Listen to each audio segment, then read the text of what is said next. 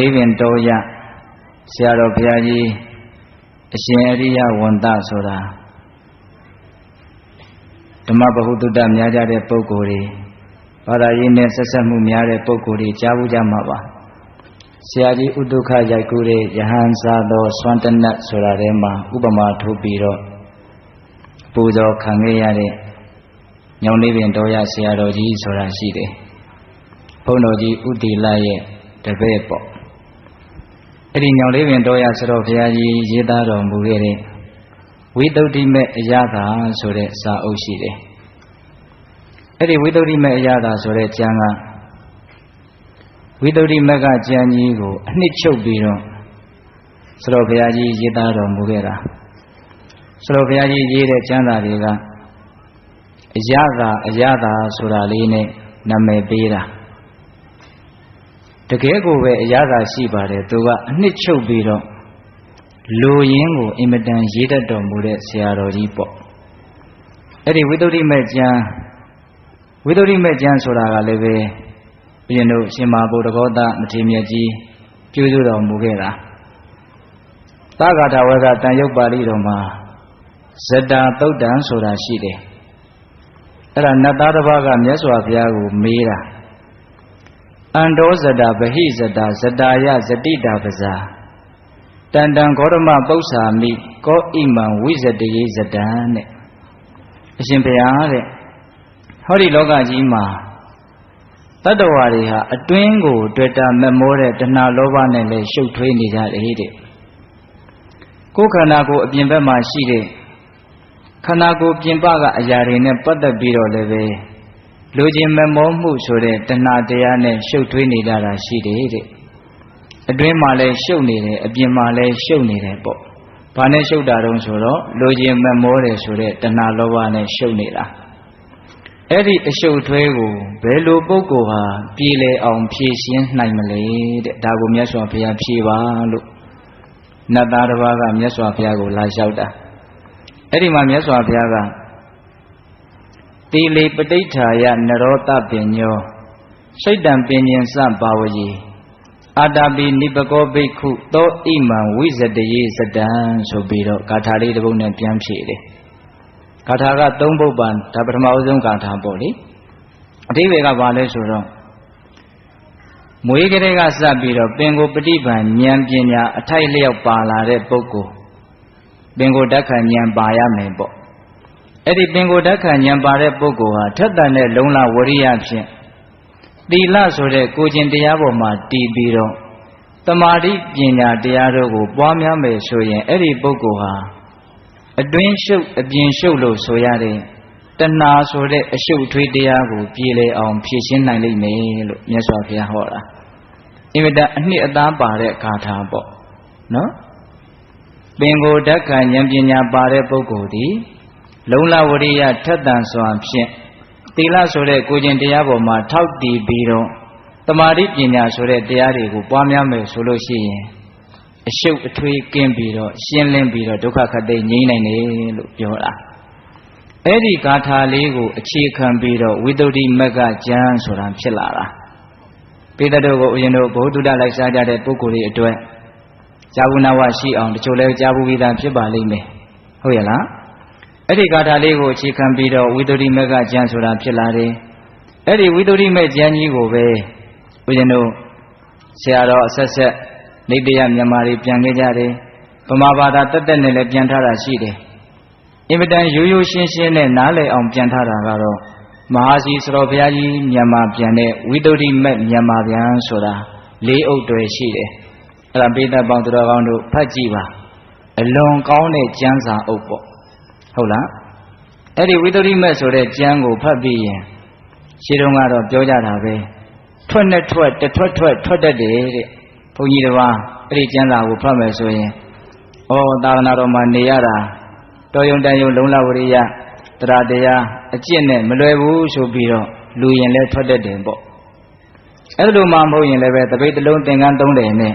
တောရင်လဲထွက်တတ်တယ်ပေါ့အဲ့ဒါလောက်လေးလေးနက်နက်ရေးထားတဲ့ကျမ်းစာเนาะဒါကြောင့်ဗုဒ္ဓဘာသာဝင်သူတော်စင်တွေခုဦးဇင်းတို့ဝိသုဒ္ဓိမေဇာမွေးဝဲဆိုတာတောင်ရှိတယ်ကြားဘူးတယ်မို့လားအေး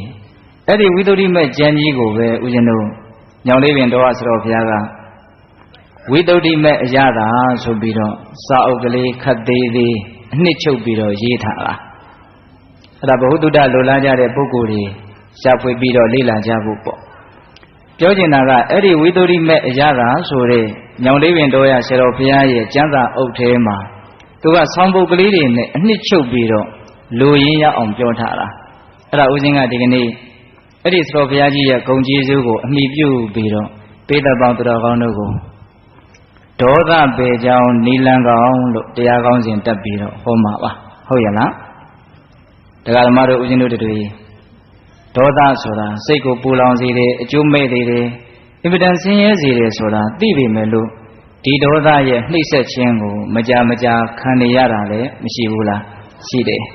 ဒါကြောင့်ဒေါသတွေဖြစ်လာရင်မုန်းတီးမှုတွေဖြစ်လာရင်မကျေနပ်မှုတွေဖြစ်လာရင်ဘယ်လိုပဲရှားကြမလဲဆိုတဲ့နီလန်းတွေကိုသိထားမယ်ဆိုရင်ဒေါသပဲရှားတဲ့နေရာမှာအထောက်အကူအများကြီးမပြုတ်ပေဘူးလားပြုတ်မယ်အဲ့ဒီလိုရည်ရွယ်ချက်နဲ့ဒါဦးဇင်းတို့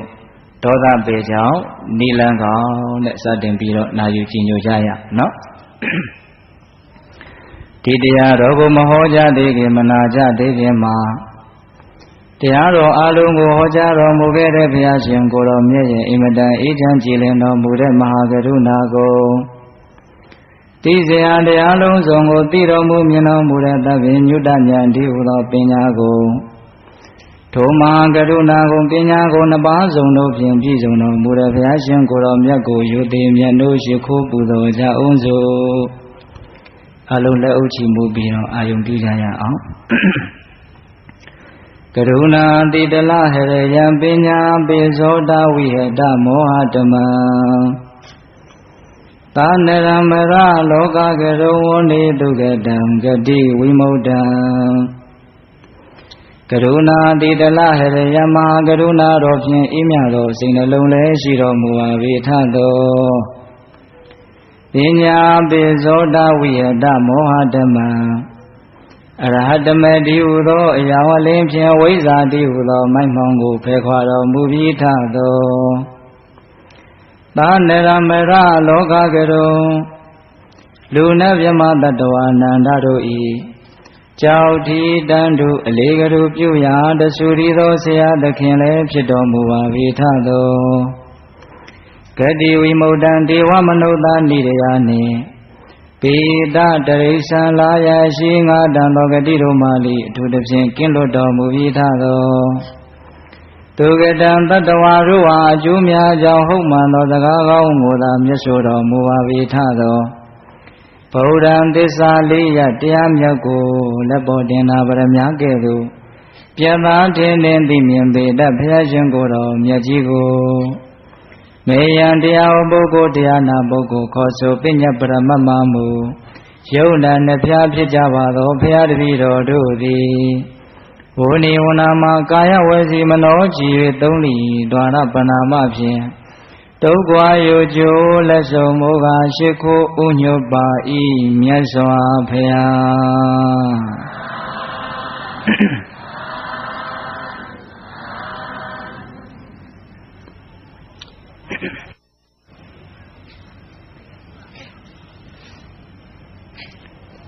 ဒေါသပေကြောင့်နီလန်ကောင်းနဲ့စတင်ပြီးတော့နာယူကြည်ညိုကြရအောင်ဒီဝိသုဒ္ဓိမကကျမ်းမှာလာရှိတဲ့ဒေါသပေနီ17မျိုးကိုသတော်ဘုရားကြီးကသူ့ရဲ့ဝါဒနာအတိုင်းမှတ်သားလွယ်အောင်တူတူကလေးဆောင်ပုဒ်တစ်ပုဒ်နဲ့အရင်စတင်ပြီးတော့ပြောတယ်ဘယ်လိုရေးထားလဲဆိုတော့ဝင်လွှကြံတနာဟောကြားကံစာမတက္ကာနိတင်ဓာတ်ရှင်ပေတောင်ရံညိုးပေါင်းပျောက်ကြောင်း17တဲ့အဲ့ဒီလင်္ကာလေးတစ်ပုဒ်ကိုရလို့ရှိရင်ဦးဇင်းတို့အကျေပြောတာကိုနားထောင်ပြီးတဲ့အခါမှာပိဋကပေါင်းတော်ကောင်းတို့ရဲ့စိတ်ထဲမှာဒီနည်း17နည်းကိုတခါတည်းမှတ်မိသွားမှာနော်ဝင်လွှကြံတနာဟောကြားကံစာမတက္ကာနိတင်ဓာတ်ရှင်ပေတောင်ရံညိုးပေါင်းပျောက်ကြောင်း17တဲ့ဒေါသတွေဖြစ်လာပြီအာဃာတတွေဖြစ်လာပြီအမုန်းတွေဖြစ်လာပြီ အဲ့ဒါကိုဘလို့မှစိတ်ထဲမှာပြေလည်အောင်ကြည်လင်အောင်မေတ္တာမထားနိုင်ဘူးဆိုတဲ့အခါမျိုးမှာဘာလို့ရမလဲဆိုတော့မေတ္တာဇံဝင်စားရနေတဲ့မေတ္တာဇံဝင်စားရမယ်ဆိုတာတော့တရားဓမ္မတို့ဦးဇင်းတို့အနေနဲ့အလံဝေးတာပေါ့ကိုကမေတ္တာကိုဇံရအောင်မှပွားများမထားဘူးပဲကိုဟုတ်လားအဲ့တော့သူကဒီနေရာမှာဆိုလိုတာကမေတ္တာကိုဇံရအောင်ပွားများဖို့ထားတဲ့ပုဂ္ဂိုလ်ဟာတစုံတယောက်သောယံသူရဲ့ပုံမှာမုန်းတီးနေတဲ့ပုဂ္ဂိုလ်ရဲ့ပုံမှာဘလို့မှမေတ္တာဆက်ပြီးတော့ပို့လို့မရတော့ဘူးဆိုတဲ့အခြေအနေမျိုးမှာတစုံတယောက်ကိုပို့လို့မေတ္တာဇံရခဲ့ဘူးတယ်အဲ့ဒီတစုံတယောက်ကိုပဲအာယုံပြုပြီးတော့မေတ္တာဇံကိုထက်ကြီးတလဲလဲပွားများရမယ်အဲ့ဒါပြီးတော့မှခုနတုန်းကမုန်းတဲ့လူရဲ့အပေါ်မှာမကျေနပ်နိုင်တဲ့လူရဲ့ပုံမှာမေတ္တာထားကြည့်ရမယ်အဲ့ဒါဆိုရင်လွယ်လွယ်ကူကူမေတ္တာကိုပွားလို့ရသွားမယ်တဲ့အဲ့ဒါကိုဆိုလိုတာမေတ္တာဇံကိုဝင်စားပြီးမှကိုယ့်ရဲ့ဒေါသတွေကိုမေတ္တာပို့လို့မရတဲ့ပုဂ္ဂိုလ်ရဲ့ပုံမှာမေတ္တာပို့ကြည့်မယ်ဆိုရင်မေတ္တာပို့လို့ရနိုင်တယ်လို့ပြောတာအဲ့ဒါကတော့တရားဓမ္မတို့ဦးဇင်းတို့အတွက်သိပြီးတော့လက်တွေ့မကြဘူးပေါ့ကိုမမေတ္တာဇံမရတာကိုဟုတ်ရလားအေးဒါကြောင့်ဝင်ဆိုတာဘာပြောတာတော့မေတ္တာဇံဝင်စားရမယ်လို့ပြောတာနောက်လွှဆိုတာကတရားဓမ္မတို့ဦးဇင်းတို့တက်သားတွေကိုလွှနဲ့ဖြတ်တယ်ဆိုတာကြားဘူးပါလေနော်အဲ့ဒီမှာဦးဇင်းတို့မေဇိမနိကေမှာကကစုပမသုတ်တံဆိုတာရှိတယ်ကကစုပမဆိုတာကလွှနဲ့ဥပမာပေးပြီးတော့မြတ်စွာဘုရားဟောထားတာရန်သူတွေကကိုယ့်ရဲ့အင်္ဂါကြီးငယ်တွေကိုလွှနဲ့ဖြတ်တောက်ပြစ်အောင်တောင်မှအဲ့ဒီရန်သူတွေရဲ့အပေါ်မှာဒေါသမဖြစ်အောင်ထိရမယ်တကယ်လို့ဒေါသဖြစ်ခဲ့မယ်ဆိုလို့ရှိရင်ငါဘုရားရဲ့အဆုံးအမကိုလိုက်နာကျင့်သုံးရမရောက်ဘူးလို့မြတ်စွာဘုရားဟောထားတဲ့ကကစုပမသုတ်တံဆိုတာရှိတယ်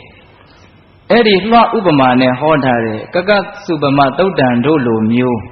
ဒေါသနဲ့ပတ်သက်ပြီးတော့ဟောကြားထားတဲ့သုတ်တံဒေသနာအဆုံးအမတွေကိုအများကြီးစဉ်းစားပြီးတော့ကိုယ့်ရဲ့ဖြစ်ပေါ်နေတဲ့ဒေါသတွေကိုဖြေဖြောင်းနိုင်အောင်ကြိုးစားရမယ်လို့ဆိုလိုတာလွှဆိုတာကဟုတ်ရလားလွှဒေသနာတွေကိုလွှနဲ့ဥပမာပေးထားတဲ့ဒေသနာအစာထားတခြားသောဒေသနာတွေကိုစဉ်းစားဆင်ခြင်ပြီးတော့ဆိုတော့တရားဓမ္မတို့ဦးဇင်းတို့ရဲ့စိတ်ထဲမှာဒေါသရဲ့အပြစ်တွေကိုပြောထားတဲ့ဒေသနာတွေကိုကြားဖို့ထားဖို့မလိုဘူးလားလိုတယ်ကိုကအစကနဦးကြားမှကြားဘူးမထားဘူးဆိုရင်ဘယ်လိုလုပ်ပြီးတော့ဆင်ခြင်နိုင်မလဲဟုတ်တယ်မို့လားဒါကြောင့်ဦးဇင်းတို့ဒေါသနဲ့ပတ်သက်ပြီးတော့ဟောကြားထားတဲ့ဒေသနာတွေအများကြီးရှိတယ်ဟိုဦးဇင်းတို့ရန်သူအကြိုက်လိုက်ကြမှာလားဆိုပြီးတော့ဦးဇင်းတို့ဟောထားတဲ့သုတ်တံတစ်ပုဒ်ရှိတယ်ဒေါသထွက်တဲ့ပုဂ္ဂိုလ်ဟာမုန်းတဲ့ကိုမုန်းတဲ့ရန်သူတွေရဲ့အလိုကိုဖြည့်နေတဲ့ပုဂ္ဂိုလ်ဆိုပြီးတော့မြတ်စွာဘုရားကဒေါသရဲ့အပြစ်ကိုဟောထားတာအဲ့ဒီလိုသုတ်တံမျိုးကိုလည်းဆင်ញင်ရမယ်ဆိုပြီးတော့ဒီဝိသုဒ္ဓိမကျမ်းမှာညွှန်ကြားထားတယ်အဲ့ဒါဘာရေးထားတုံးဆိုတော့အယုတ်ဆိုးစီတွေ့စီဆင်းရဲပြက်ကွဲစည်းစိမ်ချွေရန်မှိန်လျက်မိတ်ဆက်ပြက်လက်အပေဖြစ်ခုနှစ်ရန်သူကြိုက်ဆိုပြီးတော့ဆိုတော့ဘုရားကြီးကအဲ့ဒီသုတ်တံကိုအဲ့ဒီဆောင်းပုဒ်ကလေးတစ်ပုဒ်ထဲနဲ့ခြုံမိအောင်ရေးတာအဲ့ဒါလည်းပဲညောင်လေးပင်တို့ကဆိုတော့ဘုရားကြီးရဲ့လက်ရပဲအယုတ်ဆိုးစီတဲ့ဒေါသဖြစ်လာပြီဆိုရင်အယုတ်ဆိုးသွားမယ်ရုပ်တွေကကြီးလို့မကောင်းတော့ဘူးအဲ့ဒါဆိုရင်ကိုယ့်ရဲ့မုန်းတဲ့ပုံကိုယ်တွေကကြိုက်လိမ့်မယ်ကိုယ်ရုပ်ကြီးကြီးလေးလေးလေးဖြစ်နေတာကိုသူတို့ကသိကြည့်ရမှာပေါ့ရှူးရှဲရှဲဖြစ်နေတဲ့ရုပ်အစင်းအင်ကအိုးသွားပြီဆိုရင်သူတို့ကသဘောကျမှာပေါ့ဒါဆိုလို့လားအဲ့လိုပဲဒေါသဖြစ်လာရင်အယုတ်ဆိုးမယ်ရန်သူအကြိုက်ဖြစ်သွားပြီအယုတ်ဆိုးစီတွေ့စီဆင်းရဲတဲ့အမျိုးမျိုးသောဆင်းရဲဒုက္ခတွေတွေ့လိမ့်မယ်ဒေါသဖြစ်လာရင်ကြောင်မပြူမာတွေဖြစ်ပြီးတော့နောင်တရစရာတွေမျက်ရည်ကြီးငယ်ကြားရတာတွေစိတ်ဆင်းရဲစရာတွေပူလောင်ရတာတွေအများကြီးကိုဆက်ပြီးတော့ဖြစ်နိုင်တယ်တေချာတာကတော့ဒေါသကြီးရင်ကြီးသလောက်ဆင်းရဲဒုက္ခတွေ့လိမ့်မယ်အဲ့ဒီဆင်းရဲနေပြီကိုဆင်းရဲစိတ်ဆင်းရဲဖြစ်နေပြီဆိုလို့ရှိရင်ရန်သူတွေကကြိုက်မှပဲတဲ့ဒါမျိုးတွေကိုစဉ်းစားပြီးတော့ဒေါသကိုဖြေရမယ်လို့ဆိုလိုတာနော်အယုတ်ဆိုးစီတွေ့စီဆင်းရဲပြက်ကွဲစည်းစိမ်ကိုယ့်ရဲ့ကြီးမားတဲ့ဒေါသကိုအကြောင်းပြုပြီးတော့ရာဇဝမှုတွေလုပ်တာမျိုးတစ်ဖက်သားရဲ့ပုံမှာစော်ကားတာမျိုးတွေဖြစ်ပြီးတော့စည်းစိမ်ဥစ္စာတွေပျက်စီးသွားတတ်တယ်ဒေါသကြီးလာရင်အဲ့ဒါဆိုရင်ရန်သူတွေကြိုက်တော့မှာပေါ့ဟုတ်လားအယုတ်ဆိုးစီတွေ့စီဆင်းရဲပြက်ကွဲစည်းစိမ်ချွေရန်မှိန်လျက်နော်အယုတ်ဆိုးစီတွေ့စီဆင်းရဲကိုကြိုးနေ၍ဆိုတာပါလိကိုကြိုးနေ၍အကျိုးမဲ့တာတွေကိုပဲလုပ်မယ်အကျိုးရှိတာတွေအဲ့ဒီချိန်မှာလောရဲသွားလိမ့်မယ်ဒါဆိုရင်ရန်သူကြိုက်မယ်ပေါ့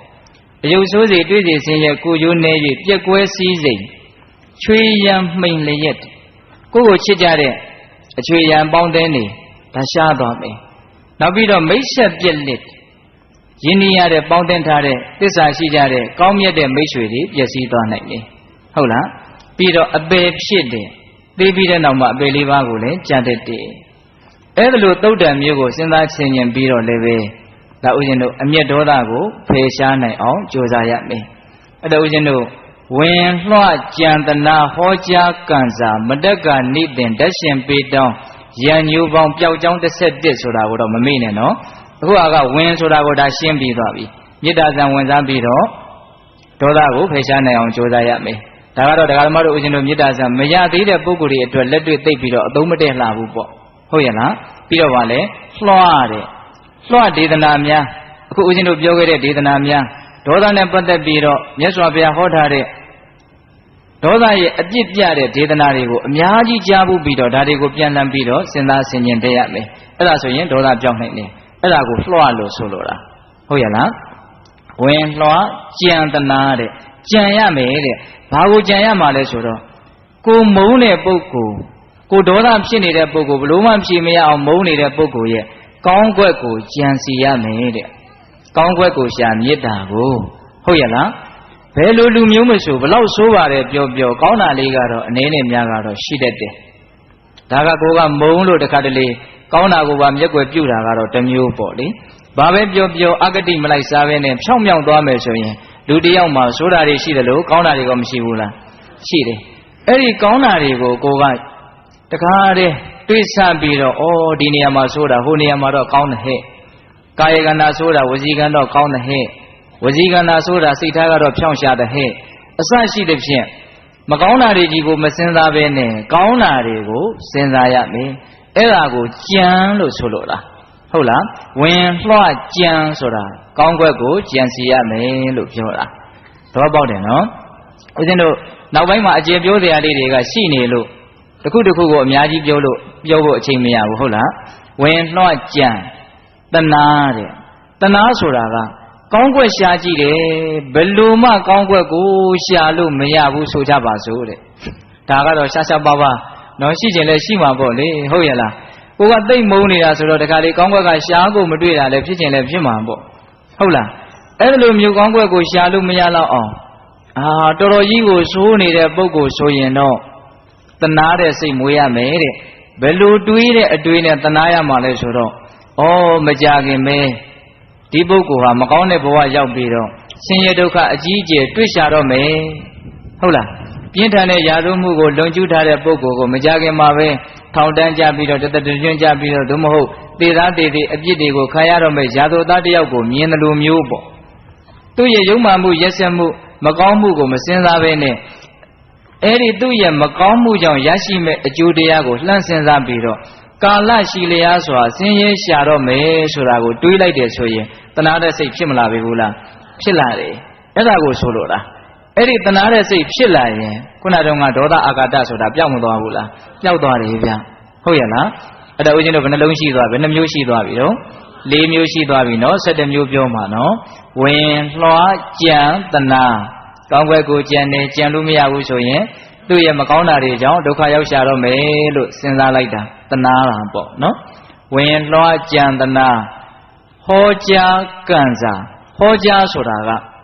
ကိုပြန်ပြီးတော့တရားဟောရမယ်သိလားကိုပြန်တရားဟောရမယ်ဆိုတာကလည်းပဲမြတ်စွာဘုရားဟောထားတဲ့ဒေသနာတွေနဲ့အညီဟောရမှာပဲအဲ့ဒါကိုဦးဇင်းတို့ဝိသုဒ္ဓိမေကျမ်းထဲမှာ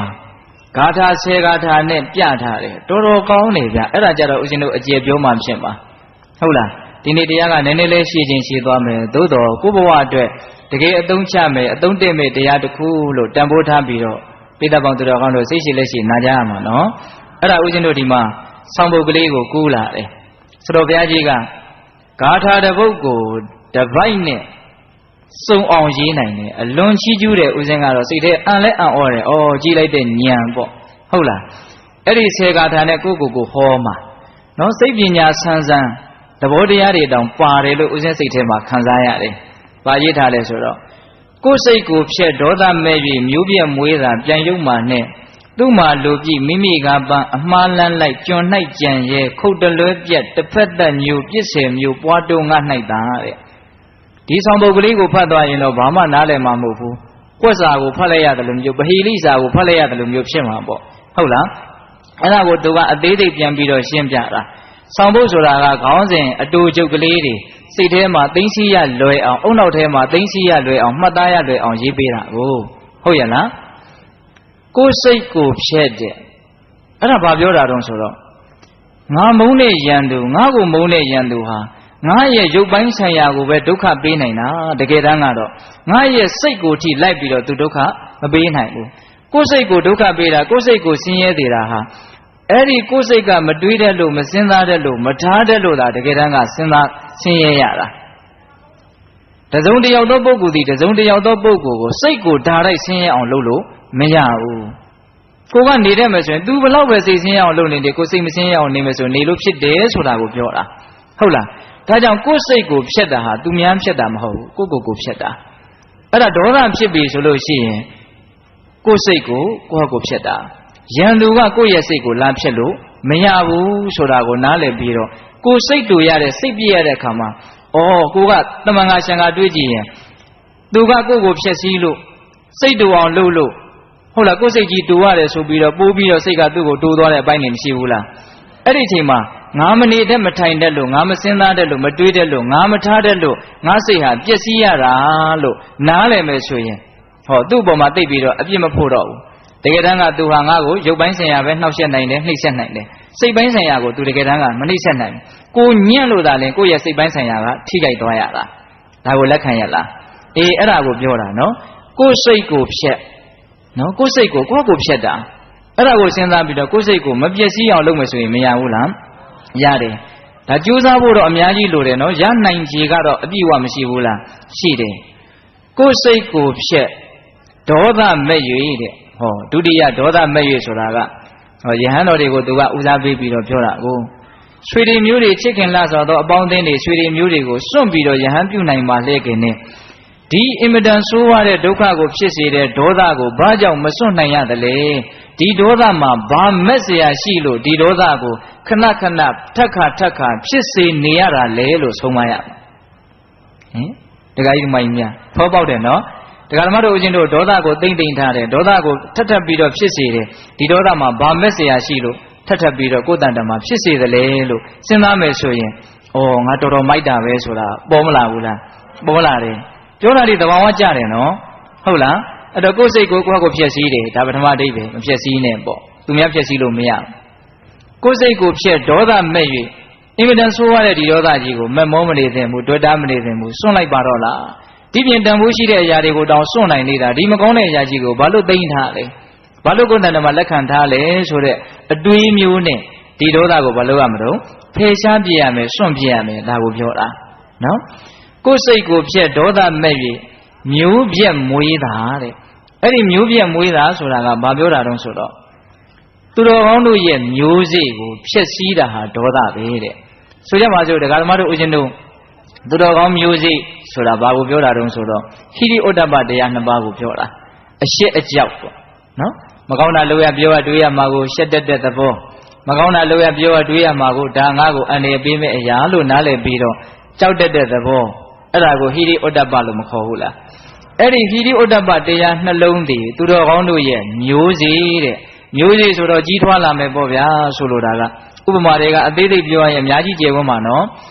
အဲ့ဒီသူတော်ကောင်းတို့ရဲ့မျိုးကိုဖျက်ဆီးပြနိုင်တယ်တဲ့ဒီဒေါသကဟုတ်တာပေါ့စိတ်တို့လာပြီစိတ်ဆိုးလာပြီဆိုရင်အရှက်အကြောက်ကမရှိတော့ဘူးရှက်စရာတွေပြောခြင်းပြောတာပဲလှုပ်ခြင်းလှုပ်တာပဲပြီးမှရှက်တာကတက္ကနာပေါ့လေဟုတ်လားကြောက်စရာကောင်းတာတွေကိုလှုပ်မိပြုံးမိတာမျိုးမရှိဘူးလားရှိတယ်ဒါကြောင့်ပိဋကပေါင်းသူတော်ကောင်းတို့ဒေါသဖြစ်ရတာဟာသူတော်ကောင်းရဲ့မျိုးကိုဖျက်ဆီးတဲ့အရာအဲ့ဒီမျိုးပြက်ကိုဘာပြုလို့မွေးထားမလဲလို့ပြောတာကိုစဉ်းစားတာနော်သူတော်ကောင်းမျိုးကိုဖျက်ဆီးမဲ့အင်မတန်ဆိုးတဲ့ဒေါသကိုမွေးမြူမထားသင့်ဘူးဆိုတဲ့အဓိပ္ပာယ်ဟုတ်ရလားကိုယ်စိတ်ကိုဖြတ်ဒေါသမဲ့၍မျိုးပြက်မွေးတာပြန်ရုပ်မှနဲ့သူ့မှာလိုပြည့်တယ် ကိုကဒေါသတွေဖြစ်ပြီးတော့မုန်းပြီးတော့စိတ်တွေတိုးပြီးတော့ဆင်းရဲပင်ပန်းနေပြီဆိုရင်ကိုမုန်းတဲ့ပုဂ္ဂိုလ်ကအလိုတွေပြည့်ကုန်ပြီတဲ့ဘာဖြစ်လို့လဲဆိုတော့တခါတလေမှာသူကကိုစိတ်တိုးအောင်ကိုပြောတာသူစိတ်တိုးအောင်ပြောလို့ကိုကစိတ်တိုးလိုက်ပြီဆိုလို့ရှိရင်သူစိတ်တိုင်းကျသွားပြီသူ့လိုကိုကဖြည့်နေတာဘလောက်နစ်နာတယ်လဲဆိုတာစဉ်းစားကြည့်နော်ဟုတ်ရဲ့လားအဲ့ဒါလိုစဉ်းစားတာသူကနော်သူ့မှာလိုပြည့်မိမိကပန်းတဲ့ဟောမိမိကပန်းဆိုတာဘာပြောတာလဲဆိုတော့တခါတလေကိုမုန်းတဲ့လူရဲ့အကြောင်းကိုတွေးပြီးတော့တခါလေးချွေးတွေပါတွေပြန်လာတော့တောင်ရှိတယ်စိတ်တွေပါတွေတိုးပြီးတော့လေတခါတည်းဘယ်နဲ့ညနဲ့ပြုတ်ပြလိုက်မယ်လှုပ်ပြလိုက်မယ်တခါတည်းစဉ်းစားပြီးတော့မုန်းပြီးတော့ဒေါသတွေဖြစ်ပြီးတော့တယောက်တည်းရှုပ်နေတာနော်အဲ့ဒီအချိန်မှာကိုမုန်းတဲ့လူကကောင်းကောင်းအိပ်ပျော်ခြင်းလဲအိပ်ပျော်နေမယ်တစုံတယောက်သောပုဂ္ဂိုလ်တွေနဲ့ရေကမောကနဲ့ချမ်းချမ်းသာသာဖြစ်ခြင်းလဲဖြစ်နေမယ်ကို့မှာတော့မဖြစ်နေတော့ပင်ပန်းနေတယ်တခါလေစဉ်းစားကြည့်အဲ့ဒီကိစ္စကလည်းတော်တော်တန်ဝေကရတဲ့အကောင်းတဲ့ကိစ္စကိုကဒေါသတွေနဲ့မုန်းပြီးတော့တခါလေစိတ်တွေပင်ပန်းပြီးတော့နေတာကိုမုန်းတဲ့လူကဟေးလာဝါလေးနဲ့သူချမ်းသာပြီးတော့နေခြင်းနေမယ်ကိုသာလျင်ဘလောက်ဆင်းရဲရတယ်လဲဆိုတာအဖြစ်မပေါ်ဘူးလားဒါကြောင့်ကိုကတခါတလေရံညိုးတွေနဲ့မုန်းနေရင်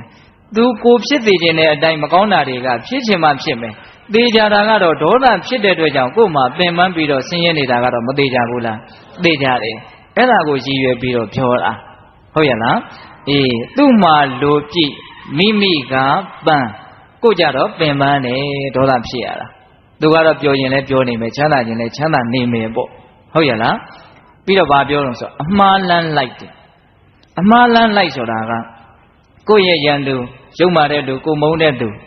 ဒေါသတွေဖြစ်လို့ကိုကလည်းပြန်ပြီးတော့ဒေါသဖြစ်ရတဲ့အနေအထားကိုအဲ့တော့ဒေါသဖြစ်လို့ကိုကဒေါသဖြစ်ရတယ်ဆိုရင်သူဒေါသဖြစ်တာဟာမကောင်းတဲ့စိတ်တဲ့ဖြစ်ပြီးတော့အဲ့ဒီမကောင်းတဲ့စိတ်ရဲ့အကျိုးပေးတွေကိုရမယ်အင်မတန်ဆိုးရတဲ့လမ်းကိုသူရှောက်နေတာ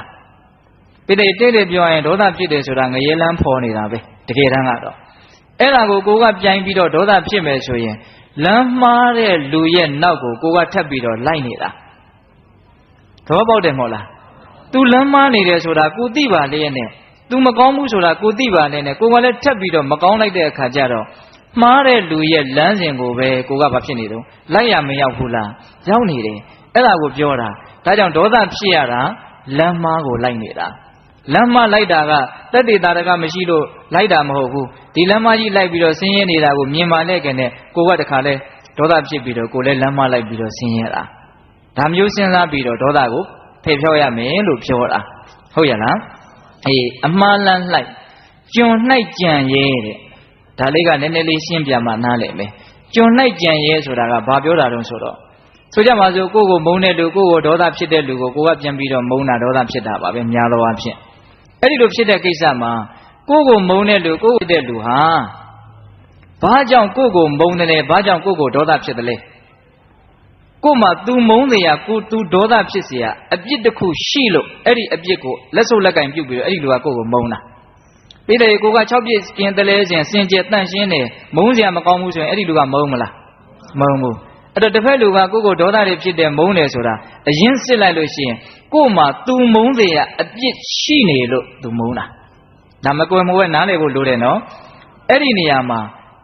ဉ်းစားရမယ်ဒီလူဟာငါရဲ့အပြစ်ကိုလက်စုပ်လက်ကင်ပြုတ်ပြီးတော့ तू မုန်းရှာတာတကယ်တမ်းကတော့ငါအပြစ်ခိုင်းတဲ့အတိုင်းလုပ်ရတဲ့ငါအပြစ်ရဲ့ကျွန်တယောက်ပဲတဲ့ပြောပုံကလေးနော်ကို့အပြစ်ကကိုင်းမင်းမုန်းလိုက်ဆိုလို့သူခမရကို့ကိုဘာလုပ်ရတာတော့မုန်းရတာဒါကြောင့်အဲ့ဒီပုဂ္ဂိုလ်ဟာကို့အပြစ်ရဲ့ကျွန်အဲ့ဒီတော့ကျွန်ကိုသွားပြီးတော့တိုက်ခိုက်မနေနဲ့မူရင်းကိုတိုက်ခိုက်ဆိုလိုတာကကို့မှာသာလျှင် तू မုန်းတဲ့အထောက်ထားပြုတ်ပြီးတော့မုန်းနေတဲ့အဲ့ဒီအပြစ်မျိုးမရှိအောင်သာလုပ်လိုက်အဲ့ဒါဆို तू မုန်းစရာအကြောင်းမရှိတော့ဒါကြောင့်ကျွန်ကိုမတိုက်ခိုက်နဲ့ तू အာကိုအာရာပြုတ်ပြီးတော့မုန်းနေတဲ့ကိုယ့်ရဲ့အပြစ်ကိုသာလျှင်မရှိအောင်လုပ်လိုက်သဘောပေါက်လားသဘောပေါက်မယ်ထင်ပါတယ်နော်တခါကြီးမိုက်များဟုတ်ရလားဒါကြောင့် तू ဘာကြောင့်မုန်းတယ်လဲငါမှအပြစ်ရှိလို့မုန်းတယ်ငါအပြစ်ခိုင်းတဲ့အတိုင်း तू မုန်းရရှာတယ်တကယ်တမ်းကတော့ तू ဟာငါအပြစ်ရဲ့ကြေးကျွန်ဒါကြောင့်ကျွန်ကိုငါသိပြီးတော့ဂယုမဆိုင်ဘူးသူအာကိုအာရာပြုတ်နေတဲ့ငါရဲ့အပြစ်ကိုသာလည်းငါမရှိအောင်လုပ်လိုက်မယ်အဲ့ဒါဆိုရင် तू မုန်းစရာအကြောင်းမရှိတော့ဘူးကောင်းအောင်နေလိုက်လို့ရှိရင် तू ကိုမုန်းလို့ရသေးသလားမရတော့ဘူးဒါကြောင့်ကျွန်မှာသိပြီးတော့မစင်သားနဲ့မူရင်းကိုပဲပယ်ဖြောင်းနိုင်အောင်ကြိုးစားရမယ်ဒါကိုပြောတာကျွန်၌ကြံရဲဆိုတာဒါကိုပြောတာဟုတ်ရဲ့လားပြီးတော့ဗာပြောတုံဆိုတော့ခုတ်တလွဲပြက်တယ် ခုတ်ရတစ်ပါးရှာရတစ်ပါးဆိုတာကြားဘူးတယ်မို့လားအဲ့ဒါဘာပြောတာတုံးဆိုတော့ခုတ်တလဲပြက်ဆိုတာကိုမုန်းတဲ့လူဆိုကြပါစို့ကိုမုန်းတဲ့လူကကိုကိုမနေ့တုန်းကဘလို့ညာလို့ပြောလိုက်လို့ဓမ္မမို့အရင်တုန်းကဘာတွေညာတွေလုပ်ခဲ့လို့ကိုပေါ်မှာစိုးစိုးဝါးဝါရုပ်မာမကောင်းတရားလုပ်ခဲ့ပြောခဲ့လို့ကိုမုန်းရတာအဲ့ဒီတော့ကိုမုန်းနေတဲ့အချိန်မှာကိုမကောင်းတာတွေလုပ်ခဲ့တဲ့ရုပ်တည်နံတွေကမရှိတော့ဘူးတဲ့အခုသူဖြစ်နေတာကရုပ်အသစ်နံအသစ်နဲ့ဖြစ်နေတာဒါကတော့သူကဝိပဿနာဉာဏ်ကိုတော်တော်ရင့်ကျက်တဲ့ပုဂ္ဂိုလ်တွေမှနားလည်လက်ခံသဘောပေါက်ဖို့ရှင်းလိမ့်မယ်သိရလားဆိုလိုတာကအခုလောလောဆယ်သူ့ရဲ့ရုပ်နံဒီကိုစော်ကားခဲ့တဲ့ရုပ်နံမဟုတ်တော့ဘူးလို့ပြောတ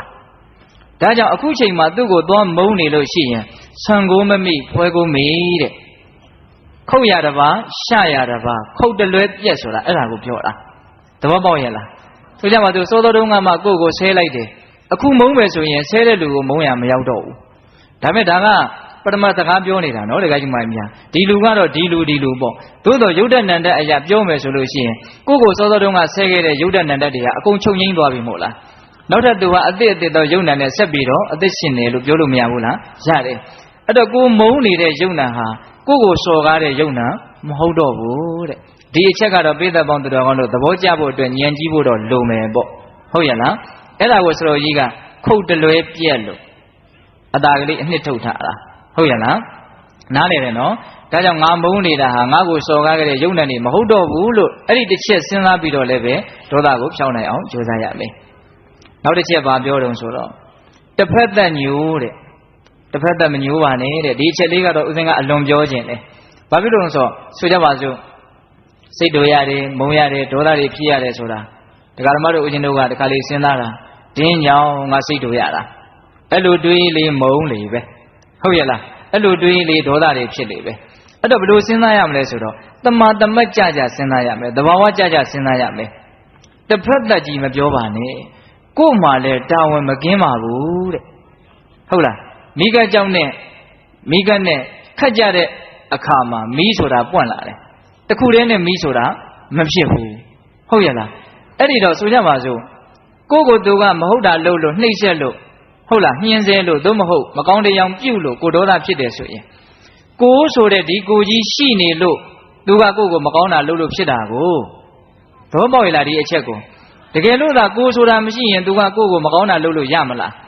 းအဲ့တော့ဒီမှာ तू မကောင်းတာလုပ်လို့ကိုစိတ်တို့ရတယ်ဆိုတဲ့ကိစ္စမှာ तू တယောက်တည်းသာရှိနေမယ်ဆိုလို့ရှိရင်အဲ့ဒီကိစ္စဖြစ်เสียအကြောင်းမရှိဘူးလို့ဆိုလိုတာအဲ့တော့ဆိုလိုတာကလောကကြီးမှာဘယ်အရာမျိုးမဆိုကိုယ့်ရဲ့ပါဝင်ပတ်သက်မှုဟာရှိနေတယ်ဒါကအလွန်ဆုံးပါဝင်ပတ်သက်မှုဘယ်လိုမှမကင်းနိုင်တဲ့ပါဝင်ပတ်သက်မှုပေါ့တခါတလေဓာတ်တဲ့အများကြီးပါဝင်ပတ်သက်ပါတယ်စိတ်တို့စရာကိစ္စတွေမှာကိုကသွားပြီးတော့ပြောမိတာမျိုးကိုကသွားပြီးတော့လုပ်မိတာမျိုးဟုတ်လားကိုကသွားပြီးတော့စွတ်ဖက်မိတာမျိုးအဲ့ဒီမှာဟိုကပြန်ပြောလိုက်တာမျိုးအဲ့ဒီမှာကိုနဲ့သူနဲ့နှစ်ဦးသားပေါင်းမိပြီးတော့စိတ်တို့စရာကိစ္စတွေဟာဖြစ်လာတာဒါကြောင့်ဒီစိတ်တို့ရတဲ့ကိစ္စကြီးမှာသူ့တယောက်တည်းကိုသာတစ်ဖက်ကိုသာကွက်ပြီးတော့မုန်းမယ်ဆိုရင်ဒါတစ်ဖက်သက်ဆန်းတယ်လို့ဒါကိုပြောတာအဲ့တော့ပိဿပေါင်းသူတော်ကောင်းတို့ဒီနေရာမှာဟိုဦးဇင်းတို့ဥဒ္ဒံပါဠိတော်မှာလာတဲ့စကားလေးနဲ့နည်းနည်းတွဲပြီးတော့နားလည်ဖို့လိုမယ်လောကကြီးမှာဆင်းရဲတာတွေအဆင်မပြေတာတွေဒုက္ခတွေတွေ့လာလို့ရှိရင်သူ့ကြောင့်ကိုကြောင့်ဆိုတဲ့အတွေးတွေထက်ဒီခန္ဓာကြီးရှိနေလို့ဒုက္ခဆိုတာဖြစ်ရတာကိ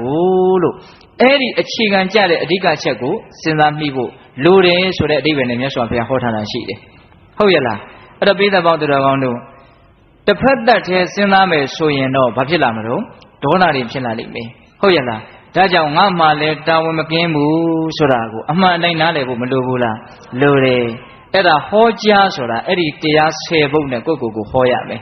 ဟုတ်ရဲ့လားပြန်ပြောမယ်နော်ကိုယ်စိတ်ကိုဖြက်ဒေါသမဲ့၍မျိုးပြက်မွေးတာပြန်ယုံမှနှင့်သူ့မှာလိုပြမိမိကပအမှားလန်းလိုက်ကျွန်၌ကြံရဲခုတ်တလွဲပြက်တစ်ဖက်သက်ညိုပြစ်10မျိုးပွားတုံးငါ၌တာတဲ့ဒေါသဖြစ်လာရင်အဲ့ဒီအပြစ်10မျိုးသာလည်းငါမှပွားလာတယ်ဒါကြောင့်ဒီဒေါသကိုငါမဖြစ်အောင်ကြိုးစားမယ်လို့စဉ်းစားပါတဲ့ထပ်မပြောတော့ဘူးနော်တခါယူမိုင်းများအဲ့တော့ဦးဇင်းတို့မူရင်းဆောင်ပုဒ်ကိုသွားကြရအောင်ဘယ်နှခုပြီးသွားပြီတော့ဝင်လွှားကြံတနာဟောကြားဒီရောက်သွားပြီနော်ဟောကြားပြီးတော့ပေါင်းစောကံစားကံဆိုတာဘာပြောတာတုံးဆိုတော့သဗ္ဗေတ္တကမ္မတက္ကဆိုတဲ့အချက်ကိုပေပေနေနေစဉ်းစားရမည်တဲ့ဒေါသဖြစ်လာတဲ့အခါမှာ ဒေါသဖြစ်လာလို့ရှိရင်အကြောင်းရှိတယ်အဲ့ဒီလူအဲ့လိုလုပ်လို့အဲ့ဒီလူအဲ့လိုပြောလို့ဟောပိဋကရဲ့သူ့ရဲ့အလုပ်အပြောအဲ့ဒီလူငါ့ကိုအဲ့လိုထင်လို့ဟောသူ့ရဲ့အတွေးကိုကစိတ်တူတာနော်အေးအဲ့တော့အဲ့ဒီသူ့ရဲ့ကာယကံဝစီကံမနောကံကြောင့်ကိုစိတ်တူတယ်ဆိုကြပါစို့ဟုတ်လားအဲ့တော့စဉ်းစားကြည့်ပါအဲ့ဒီပုဂ္ဂိုလ်ရဲ့ကာယကံဝစီကံမနောကံဆိုတဲ့ကံဒီကိုယ်ကိုလာအကျိုးပေးမှာလားသူ့ကိုအကျိုးပေးမှာလားသူ့ကိုအကျိုးပေးမှာဟုတ်တယ်နော်ကိုစိတ်တူပြီဆိုမှစိတ်တူတာကြီးကကိုယ်တန်တန်ဖြစ်ပြီးတော့ကိုယ်ကံဖြစ်ပြီးတော့အဲ့ဒီကျမှကိုယ့်ကိုအကျိုးပေးမှာအဲ့ဒီအခြေအနေမှာကွဲကွဲပြားပြားစဉ်းစားတတ်ရမယ်နားလည်ရမယ်တတ္တဝါတွေဟာကိုပြုတဲ့အတိုင်းဖြစ်ကြတာသူမကောင်းတာကြီးကိုဘာဖြစ်လို့ငါကကြားကနေစိတ်တူပြီးတော့ငါအတွက်မကောင်းတဲ့ကံကြီးဖြစ်အောင်ဖန်တီးမလဲသူမကောင်းတဲ့ကံသူ့သူရှိပါစေတော့ငါလည်းပဲအဲ့ဒီမကောင်းတဲ့ကံကြီးသူ့ကိုမဖြစ်အောင်လည်းမလုပ်နိုင်ဘူးအဲ့တော့ဖြစ်နေတာလဲထပ်ပြီးတော့ကိုကမကောင်းတဲ့ကံကြီးကိုယ်တန်တာမှာမဖြစ်ဖို့ကြိုးစားဖို့မလိုဘူးလားလိုတယ်အဲ့တော့တတ္တဝါတွေဟာကိုယ်ကံနဲ့ကိုဖြစ်ကြတာဆိုလိုတာကသူ့ရဲ့ကာယကံဝစီကံမနောကံသည်သူ့ကိုပဲအကျိုးပေးမှလို့စဉ်းစားလိုက်ချင်းဒီပင်ကိုယ့်ရဲ့ဒေါသကိုပြပြောက်ရပြပြောက်ကြောင်းပဲတကယ်တမ်းကတော့သူ့ရဲ့ကာယကံဝစီကံမနောကံသည်ကိုယ့်ကိုဘာမှလာမထိခိုက်စေဘူးဆိုတဲ့အဓိပ္ပာယ်ကိုမသက်ရောက်ဘူးလားထိရောက်သွားတာကကိုယ့်ရဲ့အတွေးမှကြောင့်ထိရောက်သွားတာအတွေးမှသွားပြီဆိုတော့သူ့ရဲ့ကာယကံဝစီကံမနောကံကအကြောင်းတရားတည်းအနေနဲ့ကိုယ့်ကိုနှိပ်စက်နိုင်တယ်နော်ဟုတ်တယ်မဟုတ်လားအေးကိုကကောင်းကောင်းလေးစဉ်းစားတတ်မယ်တွေးတတ်မယ်ဆိုရင်ဟောသူပြောတာသူခံပေါ့သူလုပ်တာသူခံပေါ့သူတွေးတာသူခံပေါ့ဘာကိစ္စနဲ့ငါကဝင်ပြီးတော့ဆွတ်နေသင့်တယ်လေလို့အဲ့ဒီလိုကံကိုစဉ်းစားရမှာသူကံကိုလည်းစဉ်းစားဖို့လိုသလိုသူစိတ်တူစရာလှုပ်လို့ငါစိတ်တူလိုက်ပြီဆိုတာနဲ့တပြိုင်နက်တည်းငါမှမကောင်းကျိုးပေးမဲ့ကံတွေဖြစ်သွားပြီဆိုတာလည်းစဉ်းစားဖို့မလိုဘူးလားအဲ့ဒါဆိုရင်ကို့မှလည်းမကောင်းကျိုးပေးတော့မယ်ဆိုတာကိုနားလည်သွားတော့နည်းနည်းတော့လန့်သွားတဲ့သဘောဖြစ်ပြီးတော့စိတ်တူဖို့တော့တွန့်သွားမဲ့သဘောမရှိပြီဘူးလားရှိတယ်နောက်ပြီးတော့သူမကောင်းတဲ့ကံဟာသူ့ကိုအကျိုးပေးမှာဆိုတော့နည်းနည်းတော့စိတ်ထဲမှာဒေါသဖြစ်เสียအကြောင်းပါသွားတာဟုတ်ရဲ့လားဒါကြောင့်အဲ့ဒါကိုဆိုလို့လားဒီနေရာမှာပိဋကပေါင်းသူတော်ကောင်းတို့အကျေတဝက်ကိုယ့်ကိုယ်တော့စဉ်းစားတတ်ဖို့လိုတယ်နော်ကံနဲ့ပတ်သက်ပြီးတော့တတ္တဝါတိုင်းတတ္တဝါဟန်ကိုပြုထားတဲ့ကံကိုပဲသိမ့်ပိုက်ကြရတာကိုစိုက်ပြိုးထားတဲ့အပင်ကိုပဲရိတ်သိမ်းကြရတာဒါလူတိုင်းနားလည်ပါလေဟုတ်ရဲ့လားနားလည်ပါလှဲ့ကင်နဲ့မတွေးမိတော့လည်းပဲအသုံးမချတတ်သလိုဖြစ်နေတာပေါ့တကယ်တမ်းကတော့အဲ့ဒီတစ်ချက်နဲ့ကိုပဲတော်တော်ကြီးအဆင်ပြေအောင်နေလို့ရတယ်ဘဝမှာစိတ်တူတဲ့ကိစ္စတွေနဲ့ပတ်သက်ပြီးတော့ပေါ့လေဟုတ်ရဲ့လားအေးအဲ့တော့ကံနဲ့ပတ်သက်ပြီးတော့ဦးဇင်းတို့ဒီလောက်ပဲပြောမယ်နော်ဒီလောက်ဆိုရင်ပိဋကတို့စဉ်းစားတတ်တယ်ဟုတ်ရဲ့လားအေးဝင်လွှတ်ကြံတနာဟောကြားကံစားဆိုတာကဘာပြောတာလဲဆိုတော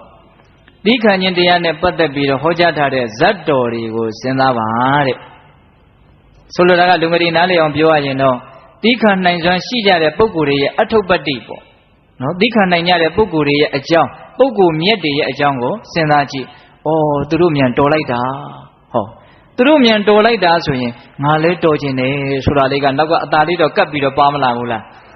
ပါလာတယ်နော်အားကြတဲ့စိတ်ဆိုတာလူတိုင်းမှာရှိတယ်လူတွေမှာအင်မတန်မြင်လို့စရာကောင်းတယ်အဲ့ဒီအချက်လူတိုင်းမှာရှိတယ်ကောင်းတဲ့လူအကြောင်းကိုစဉ်းစားလိုက်ရင်ကောင်းကျင်တဲ့စိတ်ကလေးကတော့အနည်းနဲ့မြန်ဖြစ်လာတာပဲတိတဲ့ရုပ်ဆွာဆုံးကလေးတွေဘူဒီယိုဇလန်ဘာညာကြည့်ပြီဆိုရင်ဘယ်သူမှလူချမ်းမဖြစ်ချင်ပါဘူးဇက်လိုက်ပဲဖြစ်ချင်ပါပါဟုတ်ရဲ့လားစဉ်းစားကြည့်နော်အဲ့ဒီစိတ်ကလေးတွေဖြစ်စရာမကောင်းဘူးလား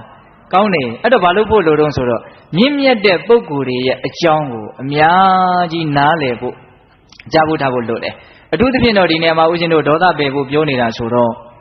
့တိခဏနိုင်စွမ်းကြတဲ့ပုဂ္ဂိုလ်တွေမေတ္တာထားနိုင်ကြတဲ့ပုဂ္ဂိုလ်တွေအကြောင်းကိုအများကြီးကြားဖို့ထားမယ်ဆိုရင်ဩသူတို့တောင်အဲ့ဒါလိုဖြစ်အောင်လုပ်ကြသေးတာငါတို့နည်းနည်းလေးဖြစ်မိအောင်လိုက်မယ်အဲ့ဒါလိုဆိုရင်မကောင်းဘူးလားဒါကြောင့်ဦးဇင်းတို့အဲ့ဒီဝိသုဒ္ဓိမတ်ထဲမှာတော့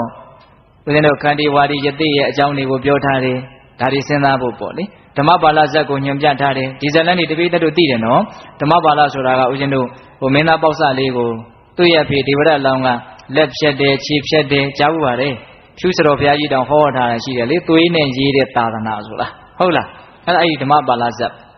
်ခန္တီဝါဒီဇတ်ကတော့ပိသက်တို့အလုံးသိကြတယ်ပြီးတော့ဦးဇင်းတို့မဟာကပိဇတ်တို့သုလနာဂဇတ်တို့တိလဝဇတ်တို့ဆိုတာအိမ်မှာပြထားတာရှိတယ်အဲ့ဒီမှာဦးဇင်းတို့စိတ်ထဲမှာတော်တော်ထိခိုက်ရတာကမဟာကပိဇတ်ဆိုရင်တော်တော်ကိုကောင်းတယ်မဟာကပိဆိုတော့မြောက်မင်းပေါ့မပိသက်တို့ကြားဘူးပါလေနွားပြောက်ရှာတဲ့ပုံနာတော်ထဲမှာနော်ကြောက်ထဲကြတော့ဘုရားလောင်းကကဲတာလေကြားဘူးတယ်မဟုတ်လားကဲတဲ့နေရာမှာတော့ရိုးရိုးကဲတာမဟုတ်ဘူးဒီကြောက်ထဲကိုခုန်ချပြီးတော့ ဒီယောက်ျားကိုကြောပေါ်ပို့ပြီးတော့အပေါ်ကိုပြန်ခုန်တက်မှာအဲ့ဒါရုပ်တရက်သူအဲ့လိုမလုပ်သေးဘူးအဲ့ဒီယောက်ျားရဲ့အလေးချိန်နဲ့ညီတဲ့ကြောက်ခဲကြီးကိုပို့ပြီးတော့အရင်ခုံကြည့်သေးတယ်နော်ကဲတဲ့နေရာမှာပညာပါတယ်နော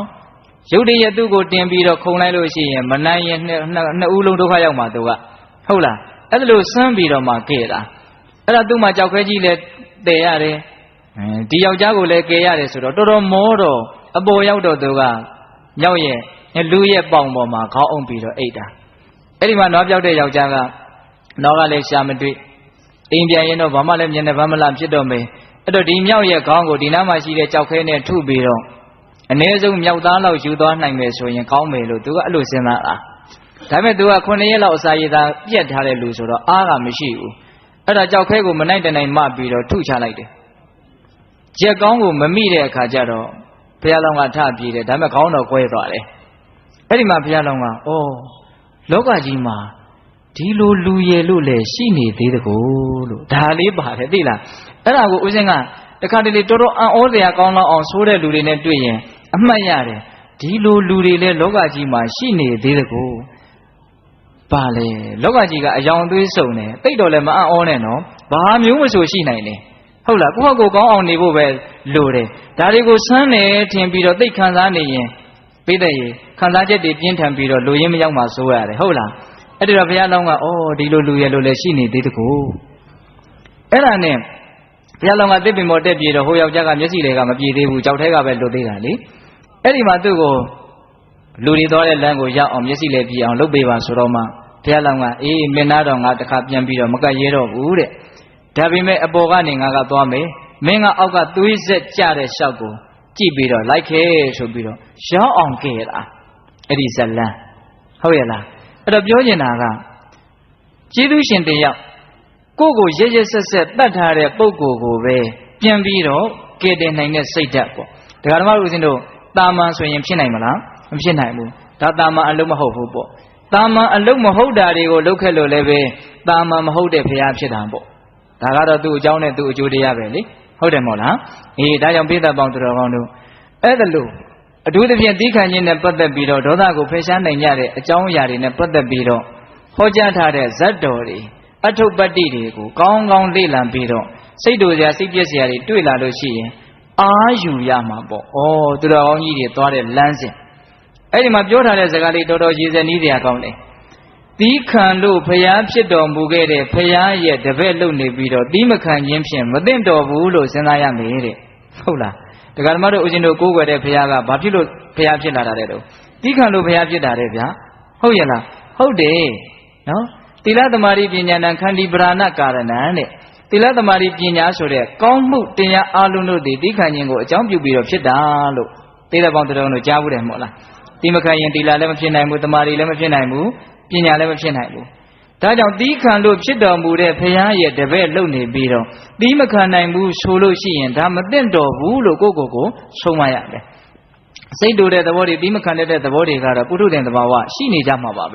ဒါကိုအပြစ်ပြောနေတာမဟုတ်သို့တော့မကောင်းတာကိုမကောင်းမှန်းသိပြီးတော့လွတ်မြောက်အောင်လုပ်ရမယ်ဆိုတာကတော့အသိဉာဏ်ရှိတဲ့လူတွေရဲ့တာဝန်တရက်လို့ဦးဇင်းတို့ထင်တယ်ဟုတ်တယ်မဟုတ်လားအေးဒါကြောင့်ဦးဇင်းတို့ဇာဆိုတာဘာပြောတာတော့ဒီခန္ဓာမူကြတဲ့ဇတ်တော်ထဲမှာပါတဲ့သူတော်ကောင်းကြီးတွေရဲ့ထုံးကိုနှလုံးမူပြီးတော့ကိုဒေါသမဖြစ်အောင်ထိရမယ်လို့ပြောတာဟုတ်လားအေးနောက်ပြီးတော့ဦးဇင်းတို့ဝင်လွှကြံတနာဟောကြားကံစာမတက်ကနိသင်နဲ့မတက်ကဆိုတာကဘာပြောတာတုံးဆိုတော့အနတ်မတက်ကဆိုတာကအစမထင်လို့အဓိပ္ပာယ်ရတယ်ဆိုလိုတာကအစမထင်တန်တရားတစ်ခွင်မှာကိုနဲ့သွေးသားမတော်ဆက်ဖူးတဲ့ပုဂ္ဂိုလ်ရဲ့လို့မရှိဘူးလို့ဘုရားဟောထားတာမရှိဘူးလားဘုရင်တို့နဗတကတန်ရုပ်တွေဘာတွေထဲမှာမြတ်စွာဘုရားဟောထားတာဟုတ်လားအမေမတော်ဘူးသောသူမရှိအဖေမတော်ဘူးသောသူမရှိညီကိုမောင်နှမမတော်ဘူးသောသူမရှိဆိုပြီးတော့ဟောထားတာအဲ့ဒီအချက်ကလေးကိုစဉ်းစားပြီးတော့အခုငါမုန်းနေတဲ့လူငါရဲ့အကျိုးမဲ့ကိုလုံနေတဲ့သူငါရဲ့အကျိုးမဲ့ကိုပြောနေတဲ့သူဟာတစ်ချိန်လုံးကငါအပေါ်မှာအလွန်ကျေးဇူးများခဲ့တဲ့အလွန်ကိုကောင်းခဲ့တဲ့မိဘတော်လည်းဖြစ်နိုင်ခဲ့တယ်ညီကိုမောင်နှမတော်လည်းနိုင်မယ်ဆိုရင်လေတယ်ငါအပေါ်မှာကျေးဇူးများတဲ့လူတယောက်နီးစက်တဲ့ဘဝမှာတော့မဖြစ်နိုင်ဘူးလို့မပြောနိုင်ဘူးဟုတ်ရဲ့လားအေးတကယ်လို့အဲ့ဒီပုံမှာကိုကမုန်းနေမယ်ဆိုရင် ဩတစ်ချိန်လုံးကကျေးဇူးရှင်ပေါ်မှာငါမုန်းလို့မသိတော့ဘူးဆိုတဲ့အတွေးမျိုးနဲ့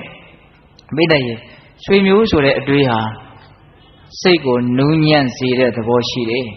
်သိလားဒါကြောင့်လူတိုင်းလည်းပဲတတ္တဝါတိုင်းလည်းပဲမတော်ဘူးသာမရှိဘူးဆိုတဲ့ဒေသနာကိုထောက်ထားသောအဖြစ်ဩငါရဲ့ကျေးဇူးရှင်တွေဖြစ်နိုင်ခဲ့တယ်ဆိုတာကိုစဉ်းစားပြီးတော့ကိုယ့်ရဲ့မုန်းနေတာတွေဖြစ်နေတဲ့ဒေါသတွေကိုလျှော့မယ်ဆိုရင်ဒါလည်းပဲနီလန်းတည့်ရက်လို့ပြောလို့မရဘူးလားရတယ်ဟုတ်ရဲ့လားဒါကြောင့်ပိဋကပေါင်းသူတော်ကောင်းတို့ဒီအနမတကအစမတင်တန်တရားတစ်ခွင်မှာတော်ဆက်ခဲ့တဲ့အခြေအနေတွေကိုဆင်ញင်သုံးသပ်ပြီးတော့လည်းပဲကိုယ့်ရဲ့ဒေါသကိုဖြေဖြောင်းနိုင်အောင်ကြိုးစားရမယ်တဲ့ဟုတ်ရဲ့လားဘယ်နှမျိုးရှိသွားပြီတော့နော်ဝင်လွှားကြံတနာဟောကြားကံစာမတက်ခါနော်ဒီရောက်သွားပြီနော်ရှင်းမျိုးရှိသွားပြီနော်နိတင်ဆိုတာကအာနိတင်ကိုပြောတာမတက်ကနိတင်မတက်ကအာနိတင်ပေါ့နော်အာနိတင်ဆိုတာကအကျိုးကျေးဇူးဘာရဲ့အကျိုးကျေးဇူးလဲဆိုတော့မေတ္တာတရားရဲ့အကျိုးကျေးဇူးကိုဆင်ញင်ပါတဲ့အဲ့ဒါဆိုလို့ရှိရင်ဆန့်ကျင်ဘက်ဒေါသဟာနည်းသွားမယ်သိလားမေတ္တာတရားရဲ့ဂုဏ်ကျေးဇူးမေတ္တာပွားများရင်ရရှိနိုင်တဲ့အကျိုးတရားများကိုစိတ်ထဲမှာဆင်ញင်ပြီးအဲ့ဒါဆိုရင်မေတ္တာစိတ်တွေဟာအလိုလိုဖြစ်လာတတ်တဲ့သဘောရှိတယ်ဒေါသဟာလည်းအလိုလိုပွားသွားတဲ့သဘောရှိတယ်အဲ့တော့ဦးဇင်းတို့ကျမ်းဂန်တွေထဲမှာမေတ္တာအကျိုး17မျိုးဆိုပြီးတော့ဟောထားတာပိဋကပေါင်းသူတော်ကောင်းတို့မကြားဘူးလားကြားဘူးတယ်ဒါလူတိုင်းကြားဘူးတယ်သို့တော့မပြတ်စဉ်းစားဆင်ခြင်ဖို့အရေးကြီးတယ်အဲ့လိုစဉ်းစားဆင်ခြင်ပေးခြင်းသည်ကိုယ့်ကိုမေတ္တာတရားဖြစ်အောင်နှိုးဆော်ပေးရရောက်တယ်ပိဋကရဲ့တတိမေ့နေတဲ့လူကိုတုတ်ပြီးတော့ဟေးမေ့မနေနဲ့လှုပ်ဆိုလို့ရှိရင်နည်းနည်းတော့လှုပ်ဖြစ်သွားတဲ့သဘောမရှိဘူးလားရှိတယ်အဲ့လိုပဲမေတ္တာရဲ့အကျိုးအာနိသင်ကိုစဉ်းစားလိုက်တာနဲ့မေတ္တာဖြစ်အောင်နှိုးဆော်ရရောက်ပြီးတော့မေတ္တာသဘောဟာဖြစ်လာတဲ့သဘောရှိတယ်ဟုတ်ရဲ့လားဒါကြောင့်ဦးဇင်းတို့ဧကရတနိဗ္ဗာန်အင်္ဂုတ္ထုမှာဟောထားတဲ့အဲ့ဒီမေတ္တာအကျိုး17မျိုးဆိုတာကိုစဉ်းစားဆင်ခြင်ဖို့မလိုဘူးလားအေးဘာတွေများတော့အိမ်နိုးချမ်းသာဟုတ်လားအိမ်ရင်ကောင်းကောင်းအိပ်ပျော်မယ်နိုးရင်လည်းချမ်းချမ်းသာသာနိုးမယ်နော်အိမ်နိုးချမ်းသာကောင်းစွာအိပ်မယ်အိမ်မက်တွေမဲ့ရင်လည်းချမ်းချမ်းသာသာကောင်းတဲ့အိမ်မက်ပဲမဲ့မယ်အိမ်နိုးချမ်းသာကောင်းစွာအိပ်မယ်ချစ်လျက်လူနတ်နတ်တွေကချစ်မယ်လူတွေကချစ်မယ်နော်လူတွေရဲ့ချစ်မြတ်နိုးခြင်းနတ်တွေရဲ့ချစ်မြတ်နိုးခြင်းကိုရမယ်ပေါ့မေတ္တာရှိတဲ့ပုဂ္ဂိုလ်ကိုအိမ်နိုးချမ်းသာကောင်းစွာအိပ်မယ်ချစ်လျက်လူနတ်စောင်းလက်နတ်များစိတ်မိသားတို့ရှောင်ရှားကိုမှာစောင်းလက်နတ်များတဲ့နတ်တွေကကိုယ့်ကိုစောင့်ရှောက်တယ်ဒီကိစ္စကတော့ဦးဇင်းတို့တရားတော်မတို့တာမန်မျက်စိနဲ့တော့မမြင်နိုင်ဘူးပေါ့ဟုတ်ရဲ့လားသို့တော့လောကကြီးကကိုသိနိုင်တာမြင်နိုင်တာတဲ့အစမတန်စမ်းကြယ်တယ်ကျေပြတ်နေဆိုတာကတော့နားလည်ထားဖို့လိုတယ်နော်တရားတော်မတို့ဦးဇင်းတို့ပဂတိမျက်စိနဲ့မြင်နိုင်တဲ့အစင်းဆိုတာကနည်းနည်းလေးပဂတိမျက်စိနဲ့မမြင်နိုင်တဲ့အစင်းတွေကလောကကြီးမှာမရှိဘူးလားရှိတာပေါ့ကိုမျက်စိကိုသိပ်ပြီးတော့အားကိုးလို့မရနော်မျက်စိဆိုတာအတိုင်းအဆမရှိမဲ့မြင်နေတာမျိုးမဟုတ်ဘူးမမြင်နိုင်တဲ့ယူပါယုံတွေဆိုတာလောကကြီးမှာရှိတယ်မမြင်နိုင်တဲ့တတ္တမကြားနိုင်တဲ့တတ္တယုံတွေဆိုတာလောကကြီးမှာရှိတယ်ဟုတ်ရဲ့လားဒါကြောင့်ပိဋကပေါင်းသူတော်ကောင်းတို့မေတ္တာအားကြီးတဲ့ပုဂ္ဂိုလ်ကိုမမြင်ရတဲ့နတ်တွေကစောင့်ရှောက်တဲ့သဘောရှိတယ်ဒါဘုရားကိုယ်တော်တိုင်ဟောထားတာနော်ဒါကြောင့်သဗ္ဗညုတဉာဏ်ရဲ့အည်အသွေးကိုယုံကြည်သောအဖြစ်မေတ္တာတရားရဲ့ဂုဏ်ကျေးဇူးတွေကိုလည်းယုံကြည်ဖို့မလိုဘူးလားလိုတယ်အိမ်နိုးချမ်းသာကောင်းစွာအိမ်မဲ့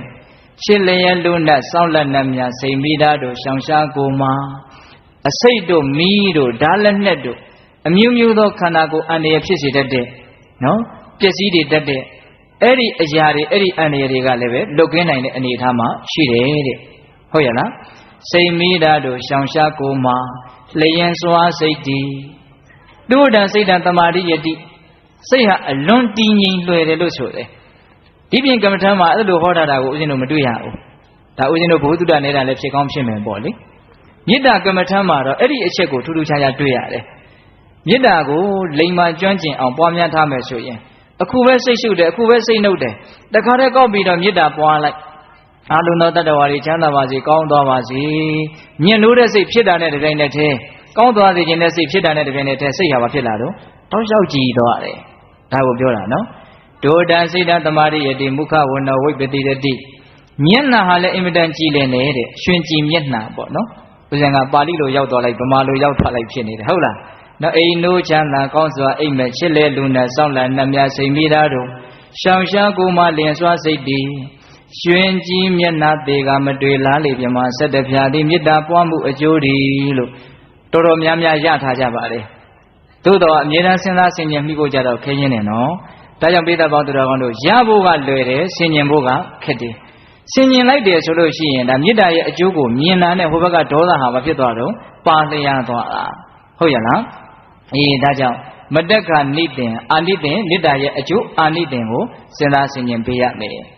When lo chang tana ho cha gan za madeka nidin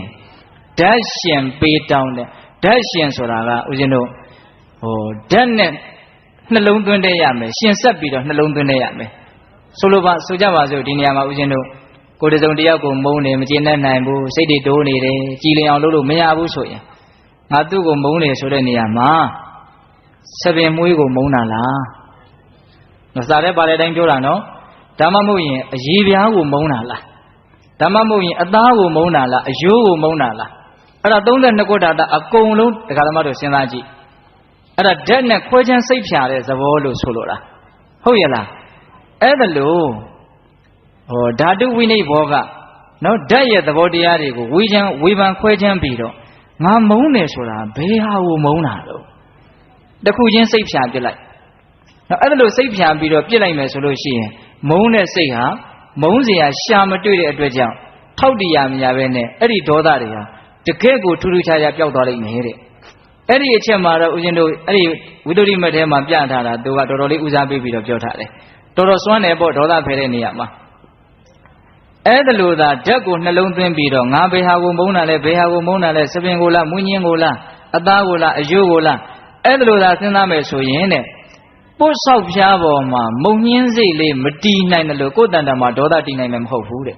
အဲ့လိုတောင်ပြောထားတယ်သိလားကောင်းငင်မှာအယုတ်ဆေးရေးလို့မရတယ်လို့ကိုယ်တန်တန်မှာဒေါသတွေဟာရောက်လာမှာမဟုတ်ဘူးတဲ့သူနေတရားနေရမရှိဟုတ်လားအဲ့တော့ဒကာဓမ္မတို့ဦးဇင်းတို့မုန်းတယ်ဆိုတာအဆိုင်ခဲတရက်ကိုအခြေခံပြီးတော့အဲ့ဒါကိုအာယုံပြုပြည့်ညက်ကိုအာယုံပြုပြီးတော့မှမုန်းလို့ရတာ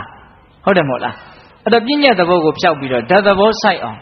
ဒါဓာတ်တောင်မှဟိုလိုကြီးဦးဇင်းတို့ပထဝီအာဘောတေဇောဝါယောမာမှုကြံမှုပြုံးမှုတင်းမှုအဲ့ဒီဓာတ်တွေကိုမရောက်သေးဘူးနော်ဟုတ်လားအပေါ်ယံပြည့်ညက်သဘောမျိုးခက်ဆန်ဆန်မရှိပါသေးတယ်ဟုတ်လားစံပင်မွေးညင်ခြေသီးလက်သီးအဲ့လိုတစ်ခုချင်းစဉ်းစားကြည့်လိုက်မယ်ဆိုလို့ရှိရင်မုန်းတရားပါရှိတော့စိတ်တို့တရားပါရှိတော့မရှိဘူးဒါလက်နဲ့မခံလို့မရဘူးနော်တခါကြီးမှကြီးများဒါလက်တွေ့ပဲဒါတကယ်စမ်းသပ်ကြည့်ဖို့တော့လိုတယ်နော်ဟုတ်ရဲ့လားဒါကြောင့်ဒေါသတွေအဖြစ်များပြီးတော့အမုန်းတရားတွေများလို့ကိုယ်စိတ်ထဲမှာပင်ပန်းနေတယ်ငါလက်တွေ့လုပ်ကြည့်အောင်မယ်ဆိုတာလေးကတော့အင်မတန်အရေးကြီးတယ်နားထောင်ရုံထောင်ပြီးတော့ဘာမှလက်တွေ့လုပ်မကြည့်ဘူးဆိုလို့ရှိရင်တော့ဒီဟာတွေရဲ့တန်ဖိုးကိုဒီလောက်ကြီးစိတ်ထဲမှာထားမိမှာမဟုတ်ဘူးဟုတ်ရဲ့လားတစုံတစ်ခုရဲ့တန်ဖိုးဆိုတာကအကျိုးကျေးဇူးကိုခံစားရမှတန်ဖိုးထားတဲ့သဘောရှိတာကိုအဲ့တော့ဒီနေရာမှာအကျိုးကျေးဇူးကိုခံစားရဖို့ဆိုတာကနားထောင်နေုံမျှနဲ့အော်ဟုတ်တယ်ဆိုုံမျှနဲ့တော့ထိထိရောက်ရောက်ကြီးဖြစ်မှာမဟုတ်ဘူးဒါကြောင့်ပိဿပေါင်းသူတော်ကောင်းတို့ဒီကိစ္စကိုတနေ့နေ့တစ်ချိန်ချိန်မှာဒေါသတွေလွှမ်းမိုးလာတာမျိုးကျုံလာရင်အယံအသင့်ကိုယ်စိတ်ထဲမှာကျွမ်းကျင်ပြီးသားဖြစ်အောင်ဒေါသမဖြစ်တဲ့အချိန်မှာလည်းပဲကျွတ်တင်ပြီးတော့လေ့ကျင့်ထားရင်မကောင်းဘူးလားကောင်းတယ်ဟုတ်လားအဲ့ဒါကိုဆိုလိုတာဓာတ်ရှင်ဆိုတာကဟုတ်ရဲ့လားအေးအဲ့လိုဓာတ်ကိုနှလုံးသွင်းပြီးတော့ငါဘယ်ဟာကိုမုန်းတာတော့ဘယ်ဟာကိုမုန်းတာတော့ဒါဆိုလို့ရှိရင်မုန်းတရားရှားမရဘဲနဲ့ဒေါသအမျက်ဟာကိုယ်တန်တမှာတရားမရှိတဲ့အတွက်ကြောင့်ဒါလွယ်လွယ်ကူကူပျောက်သွားလိမ့်မယ်လို့ဆိုလိုတာဟုတ်ရဲ့လားဘယ်နှခုရှိသွားပြီတော့10မျိုးရှိသွားပြီနောက်ဆုံးဓာတ်ရှင်ပေးတောင်းတယ်ပေးတောင်းဆိုတာပေးရမယ်တောင်းရမယ်တောင်းရမယ်ဆိုတာကမေတ္တာဖြစ်စီလို့တဲ့သဘောနဲ့တောင်းရမှာဟိုဟာလိုချင်တရားလိုချင်ရကျင်လို့တောင်းတာကိုဆိုလိုတာမဟုတ်ဟုတ်ရဲ့လားဆိုကြပါစို့ဒီနေရာမှာပေးတယ်တောင်းတယ်ဆိုတဲ့ကိစ္စဟာလူတယောက်ရဲ့ယဉ်နီးမှုကိုဖော်ပြရရောက်တယ်သိလားမယဉ်နီးပဲနဲ့ပေးလို့တောင်းလို့မရဘူးနော်ဒါကြောင့်စိတ်ထဲမှာပေးလိုက်တယ်တောင်းလိုက်တယ်ဆိုလို့ရှိရင်ယဉ်နီးတဲ့သဘောမေတ္တာသဘောဟာတစ်ဖက်လူမှာခံစားသွားရတဲ့သဘောရှိတယ်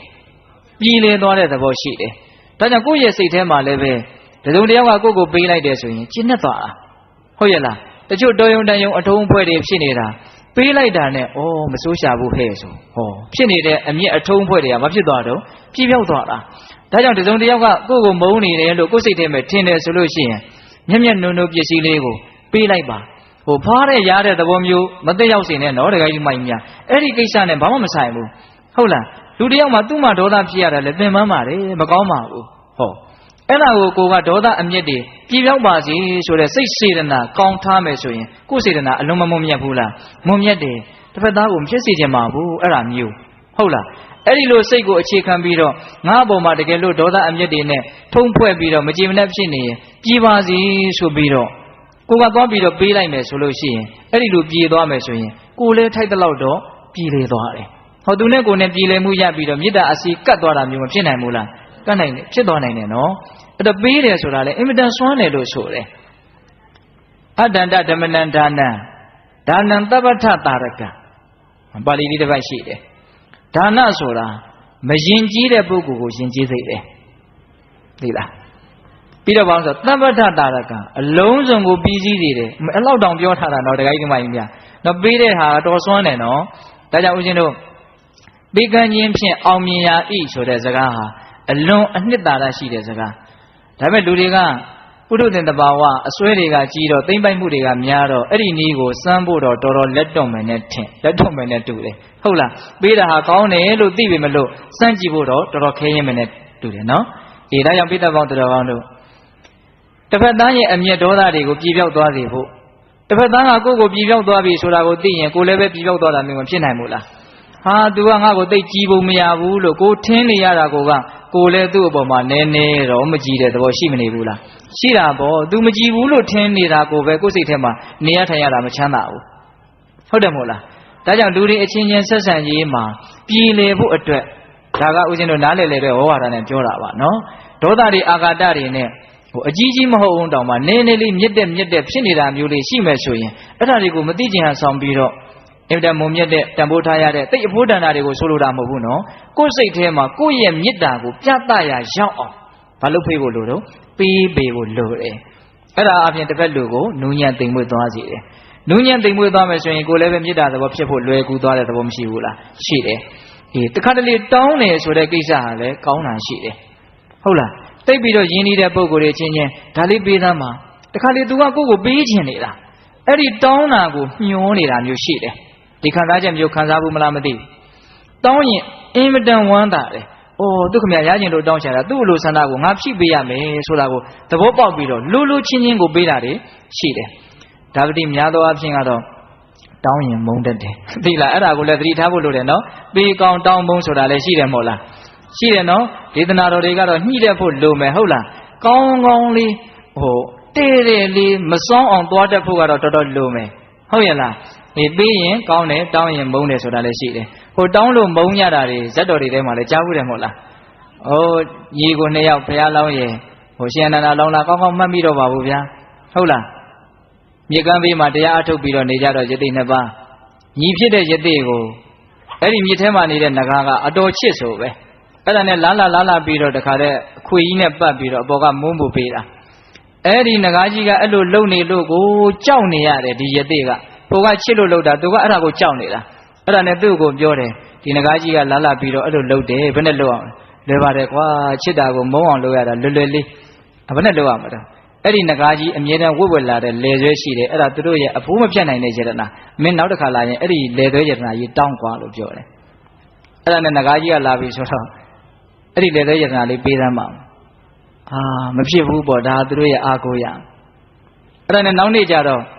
့သူနာရောက်လာကရှိသေးစီးပြီးတော့တောင်းတယ်အနားထိရောက်မလာတော့ဘူးနောက်နေ့ရေထဲကပေါ်လာကရှိသေးတယ်စီးပြီးတော့တောင်းတယ်တခါတည်းငုတ်တော့တယ်နောက်ဘယ်တော့မှပေါ်မလာတော့ဘူးစွမ်းတယ်နော်တခါကြီးဒီမိုင်းများချစ်တာကိုမုန်းအောင်လုပ်ရတာကစွမ်းတယ်နော်နောက်တော့လည်းပြဿနာဖြစ်ပြန်တယ်ငကားကြီးကမလာပြန်လို့သူ့မှာလာစီခြင်းတဲ့သဘောဖြစ်ပြန်နေတဲ့အဲ့တော့မင်းမတက်နိုင်ဘူးမင်းကမုန်းစီစားမိပြီဆိုတော့မရတော့ဘူးဆိုတဲ့အတိတ်ပဲပေါ့ဟုတ်ရလားထားပါတော့လေအဲ့တော့တောင်းတယ်ဆိုတာဒီနေရာမှာပုဂ္ဂိုလ်ရဲ့အခြေအနေကိုကြည့်ပြီးတော့တောင်းတယ်တောင်းလိုက်လို့ရှိရင်ရင်းနှီးတဲ့သဘောကိုဖော်ဆောင်ရရောက်တယ်ဆိုတာလေးကိုပပနက်နက်နားလည်ဖို့ကမလိုဘူးလားလိုတယ်ဒါကြောင့်ပေတပေါင်းတော်ကောင်းတို့နောက်ဆုံးနေ့ကတော့ပေးကမ်းခြင်းတောင်းခြင်းပစ္စည်းဖလှယ်ခြင်းရင်းနှီးမှုကိုပြတယ်ဆိုတဲ့အဓိပ္ပာယ်လို့ဦးဇင်းခံစားရပါတယ်ဟုတ်ရလားအဲ့တော့ဤဘယ်နှမျိုးလဲဗျာ17မျိုးနော်ဝင်လွှားကြံတနာဟောကြားကံစာမတက်ကနိသင်ဓာတ်ရှင်ပေးတောင်းရန်ညိုပေါင်းပျောက်ကြောင်း17တဲ့ အဲ့ဒါစာထဲမှာရေးထားကတော့တနည်းနဲ့မပြောက်ရင်နောက်တနည်းကိုလုပ်ပါသူကဒီနည်းသွားတာအဲ့တော့ပထမဦးဇင်းတို့အနှစ်ချုပ်ပြီးတော့ပြန်ပြောကြစို့နော်ဦးဇင်းတရားဟောတာအချိန်စေ့နေပြီဟုတ်လားဝင်ဆိုတာပါလေမေတ္တာဇံရထားတဲ့ပုဂ္ဂိုလ်ဆိုရင်မေတ္တာဇံဝင်စားပြီးမှကိုမုန်းတဲ့ပုဂ္ဂိုလ်ကိုမေတ္တာပို့လိုက်ပါအဲ့ဒီနည်းလှုပ်လို့မရဘူးသို့တော့အဲ့ဒီနည်းလှုပ်เสียကိုယ့်အတွက်မရှိဘူးဆိုလို့ရှိရင်ဘာလုပ်ရမလဲလွှားတယ်ဟုတ်လားလွှားကြီးနဲ့ငါ့ကိုဖျက်တာတောင်မှမုန်းတဲ့စိတ်တွေဖြစ်မယ်ဆိုရင်ဘုရားရဲ့အဆုံးအမကိုလိုက်နာရမရောက်ဘူးလို့အစရှိတဲ့ဖြင့်ဒေါသရဲ့အပြစ်အနာအဆာကိုဟောကြားထားတဲ့တရားဒေသနာတွေကိုစဉ်းစားဆင်ခြင်ရမယ်လွှားဆိုတာဒါပြောတာအဲ့ဒါလို့စဉ်းစားဆင်ခြင်လို့မှအမျက်ဒေါသမပြောက်သေးဘူးဆိုလို့ရှိရင်ကောင်းခွက်ကိုကြံရမယ်ဝင်လွှားကြံဟုတ်လားကောင်းခွက်ကိုဘာလုပ်ရမလို့ကြံရမယ်အရာတိုင်းဆိုးတာမဟုတ်ပါဘူးကောင်းတာလေးတွေရှိတတ်ပါတယ်ဆိုတာကိုတဘာဝကြကြတမတမကြကြစဉ်းစားပြီးတော့ကောင်းခွက်ကိုကြံတာနဲ့တပြိုင်တည်းအဲ့ဒါမေတ္တာရဲ့သဘောဟာဖြစ်တယ်အဲ့ဒီနည်းကလည်းတော်တော်ထိရောက်တယ်လို့ထင်ပါတယ်ဒါဦးဇင်းတို့သုံးကြည့်ဖို့ပါတယ်ကောင်းတယ်ဆိုတာလေးကိုကြံလိုက်ရင်ကြီးလင်းသွားတာစိတ်ထဲမှာဟုတ်ရလားအေးပြီးတော့ဘာတော့ဝင်လွှတ်ကြံအဲ့လိုကြံလို့မှကောင်းတာကိုကြံစရာကိုမရှိဘူးဒီလိုကတော်တော်ကိုဆိုးတယ်ဆိုရပါစို့အဲ့လိုဆိုရင်တော့သူ့ရဲ့ဆိုးရတဲ့အမှုတွေကမကြခင်အကျိုးပေးရှာတော့မှာလို့မှန်မှန်ကန်ကန်နားလည်ပြီးတော့တဏှာတဲ့စိတ်နဲ့အမုန်းတရားဒေါသတရားတွေကိုဖြေဖြောင်းနိုင်အောင်ကြိုးစားရမယ်ဟာအဲ့မဖြစ်ဘူးမရပြန်ဘူးဆိုရင်တော့ဝင်လွှတ်ကြံတဏှာဟောကြားတဲ့ဟောကြားဆိုတာကနီး10ရက်နဲ့ဟောရမယ်ဒီထဲမှာပြထားတာခုနတော့ငါပိဋကတ်တို့ကိုဦးဇင်းတို့ပြောလိုက်ပြီနော်ကိုယ်စိတ်ကိုဖြက်ကိုယ်စိတ်ကိုသူများဖြက်စီးနိုင်ဘူးသူများဆင်းရအောင်မလုပ်နိုင်ဘူးဒါပြောတာနော်ကိုယ်စိတ်ကိုဖြက်ဒေါသမဲ့၍အဘိဓမ္မာတွေစွန့်နိုင်ပြီးတော့ဒီဒေါသကိုဘလောက်တန်ဖို့ရှိလို့တိမ့်ထားရသလဲဒေါသမဲ့၍မျိုးပြက်မွေးတာသူတော်ကောင်းရဲ့မျိုးလို့ဆိုရတယ်ဟိရိဥဒ္ဒပကိုဖြက်စီးပြစ်နိုင်တဲ့ဒေါသကိုဘာကြောင့်မွေးထားရသလဲနော်မျိုးပြက်မွေးတာပြန်ယုံမှနဲ့ဒီလိုနဲ့ဘာဖြစ်လို့ယုံမှမှုချင်းပြန်ဆိုင်မလဲဟုတ်လားသူ့မှာလိုပြည့်ငါစိတ်တူနေမယ်စိတ်ဆင်းရဲနေမယ်ဆိုရင်အဲ့ဒီလူအလိုပြည့်သွားလိမ့်မယ်ဟုတ်လားမိမိမှာပန်းတယ်နော်ငါကစိတ်တူနေတယ်ဒေါသတွေဖြစ်နေတယ်မုန်းနေတယ်ဆိုရင်သူကပြောခြင်းပြောနေမှာငါသာလည်းဒီမှာဒေါသတွေနဲ့ပင်ပန်းနေတာလို့အမှန်ကန်နားလည်ပြီးတော့ဒေါသကိုဖြောရမယ်ပေါ့ဟုတ်ရလားပြီးတော့ပါတော့အမှားလန်းလိုက်သူကမကောင်းတာတွေလုပ်ပြီးတော့မကောင်းတဲ့လမ်းသွားနေတာဒါကိုတိတိကြီးနဲ့ငါကနောက်ကလိုက်တဲ့သလားဒါပြောတာနော်အမှားလန်းလိုက်ကျွန်၌ကြံရဲငါရဲ့အပြစ်ကိုအထောက်ထားပြုတ်ပြီးတော့သူဒေါသဖြစ်တာမုန်းတာဒါကြောင့်အဲ့ဒီမုန်းတဲ့လူဟာငါအပြစ်ရဲ့ကြီးကျွန်ဒါကြောင့်အပြစ်ဆိုတဲ့မူရင်းကိုဖယ်လိုက်ရင်ကျွန်မျိုးပြုတ်ပြီလို့ဒါပြောတာဟုတ်ရလားဒီအဲ့လိုစဉ်းစားပြီးတော့လေဒေါသကိုဖယ်ရမယ်ပြီးတော့ဗါလဲခုတ်တလွဲပြတ်တဲ့ခုတ်တလွဲပြတ်ဆိုတာငါ့ကိုနှိပ်စက်ခဲ့တဲ့ညှင်းဆဲခဲ့တဲ့ယုံနာကမရှိတော့ဘူးအခုငါမုန်းတဲ့ယုံနာကတစ်မျိုးငါ့ကိုဒုက္ခပေးခဲ့တုန်းကယုံနာကတစ်မျိုးဟုတ်လားဆံကုန်မမိဖွဲကုန်မိဒါကြီးကမတရားဘူးလို့နားလည်ဖို့ပေါ့ဟုတ်ရလားပြီးတော့နောက်တစ်ချက်ကဘာတော့ခုတ်တလွဲပြတ်တစ်ဖက်သက်ညိုးတဲ့ငါမှလည်းတာဝန်မကင်းဘူးသူ့ကြီးတစ်ဖက်သက်စိတ်တူမနေနဲ့လို့ဒါပြောတာဟုတ်ရလားအဲ့ဒီ10နည်းဖြင့်ကိုကိုဘာလို့ရမလို့တရားဟောရမယ်ဟောကြားဆိုတာအဲ့ဒါကိုပြောတာဟုတ်လားဟောကြားကံစားကံဆိုတာကကိုပြုတဲ့အမှုကိုအကျိုးပေးမှာသူမုန်းเสียကောင်းတဲ့ကိစ္စတွေကသူ့ကိုပဲဒုက္ခပေးမှာဘာကိစ္စနဲ့ငါကဒေါသဖြစ်စေပြီးတော့မကောင်းတဲ့ကံတွေငါတဏ္ဍာမှာဖြစ်အောင်လုပ်ရမလဲလို့အဲ့လိုစဉ်းစားရမှာဟုတ်ရလားဇာဆိုတာကတီးခံခြင်းနဲ့ပတ်သက်တဲ့ဇတ်တော်တွေအထုပ်ပတ္တိကောင်းတွေကိုဖတ်ရှုပြီးတော့နှလုံးသွင်းရမှာဟောကြားကံစားမတက်ကဆိုတာကအနတ်မတက်ကတန်တရားတစ်ခွင်မှာမတော်ဆက်ဖူးသေးခဲ့တဲ့ကျေးဇူးကကင်းတဲ့လူဆိုတာမရှိဘူးလို့နားလည်ပြီးတော့အခုမုန်းတဲ့လူဟာတစ်ချိန်လုံးကငါသိချစ်ရတဲ့မိဘတွေလည်းဖြစ်ချင်းဖြစ်ခဲ့မယ်လို့စဉ်းစားပြီးတော့လေအမျက်ဒေါသကိုဖြေဖြောက်ရမယ်ဟုတ်ရလားမတက်ကနေတင်အာနိသင်ဆိုတာမေတ္တာရဲ့အကျိုးအာနိသင်ကိုစဉ်းစားပြီးတော့ဒေါသကိုပါအောင်လုပ်ရမယ်မတက်ကနိသင်ဓာတ်ရှင်ပေးတောင်းဓာတ်ရှင်ဆိုတာကဆလင်ကိုမုန်းတာလားမွေးညင်းကိုမုန်းတာလားအသားကိုမုန်းတာလားအယိုးကိုမုန်းတာလားဘာကိုမုန်းတာလဲအကုန်လုံးခွဲခြားစိတ်ဖြတ်ပြီးတော့ကြည်လိုက်ပါတဲ့ဟုတ်ရလားပုတ်ဆောက်ပြားမှာမုံညင်းစိမတည်နိုင်တယ်လို့ကောင်းငင်မှာအယုတ်ဆေးရေးလို့မရတယ်လို့ဒေါသတွေဟာကိုယ်တဏ္ဍာမှာတည်ရမှာမဟုတ်ပါဘူးလို့တောင်ပြောထားတာအဲ့ဒါကြတော့ဟုတ်လားပြီးတော့ပါတော့ပေးတောင်းနော်ပေးရမယ်တောင်းရမယ်ဒါကတော့အလိုက်ထိုက်ကြည့်ပြီးတော့လုပ်တတ်ဖို့လိုမယ်ပေါ့ဟုတ်လားဒါဦးဇင်းတို့စိတ်ထဲထင်တာပြောတာနော်ဒါကြောင့်ပေးတာပေါင်းတရားကောင်းတို့ဒီနည်း17ရက်ကိုသုံးမယ်ဆိုလို့ရှိရင် ကာရမတို့ဥရှင်တို့တိတိကြီးနဲ့ခန်းနေရတဲ့နောက်စိတ်ဆင်းရဲမှုကိုအများဆုံးဖြစ်စေတဲ့ကိုပင်မမှုကိုအများဆုံးဖြစ်စေတဲ့အကျိုးမဲ့မှုကိုအများဆုံးဖြစ်စေတဲ့ဒေါသဆိုတဲ့တရားတွေနေမသွားပြီဘူးလားအေးဒါကြောင့်ဥရှင်တို့တရားကောင်းစဉ်တတ်ထားတာကဘာတဲ့တော့ဒေါသပေကြောင့်နီလန်းကောင်းတဲ့ဘယ်နှမျိုးတုံးဗျာ7မျိုးဟုတ်ရဲ့လားဒါကြောင့်ဥရှင်တို့စာပေကျမ်းဂန်တွေထဲမှာလာတဲ့နီးတွေကိုလက်တွေ့ကျင့်သုံးသောအဖြစ်အကျိုးကျေးဇူးကိုခံစားရအောင်လုပ်ပါအကျိုးကျေးဇူးကိုခံစားရပြီဆိုရင်တော့ဘုရားကိုလည်းကျေးဇူးတင်ပါလိမ့်မယ်တရားကိုလည်းကျေးဇူးတင်ပါလိမ့်မယ်သံဃာကိုလည်းကျေးဇူးတင်ပါလိမ့်မယ်ကျေးဇူးတင်တယ်ဆိုတာအကျိုးကျေးဇူးကိုခံစားရမှဖြစ်တဲ့ကျေးဇူးတင်ခြင်းကပို့ပြီးတော့လေးနဲ့တာဟုတ်ရဲ့လားဒါကြောင့်ဦးဇင်းတို့ပုထုဇဉ်တွေကြတော့ဘုရားတရားသံဃာရဲ့ကျေးဇူးကိုသူတို့ကအများကြီးမရသေးဘူးဘုရားတရားသံဃာရဲ့ကျေးဇူးကိုသောတာပန်ဖြစ်မှစပြီးတော့ပြည့်စုံစုံရတယ်လို့ပြောလို့ရမယ်ထင်တယ်ဒါကြောင့်သောတာပန်ဖြစ်ပြီဆိုလို့ရှိရင်ဒီဘုရားတရားသံဃာပေါ်မှာကျေးဇူးတွန်လွန်းလို့ဒီယတနာမြတ်သုံးပါးနဲ့ပတ်သက်ရင်အသက်ဆွမ်းနိုင်တယ်ဟုတ်ရဲ့လားဒါကတော့အရိယာအဆင့်ပေါ့လေတို့တော့ဒကာဓမ္မတို့ဦးဇင်းတို့ပုထုဇဉ်တွေအနေနဲ့လည်းပဲထိုက်တဲ့ဒီတရားရဲ့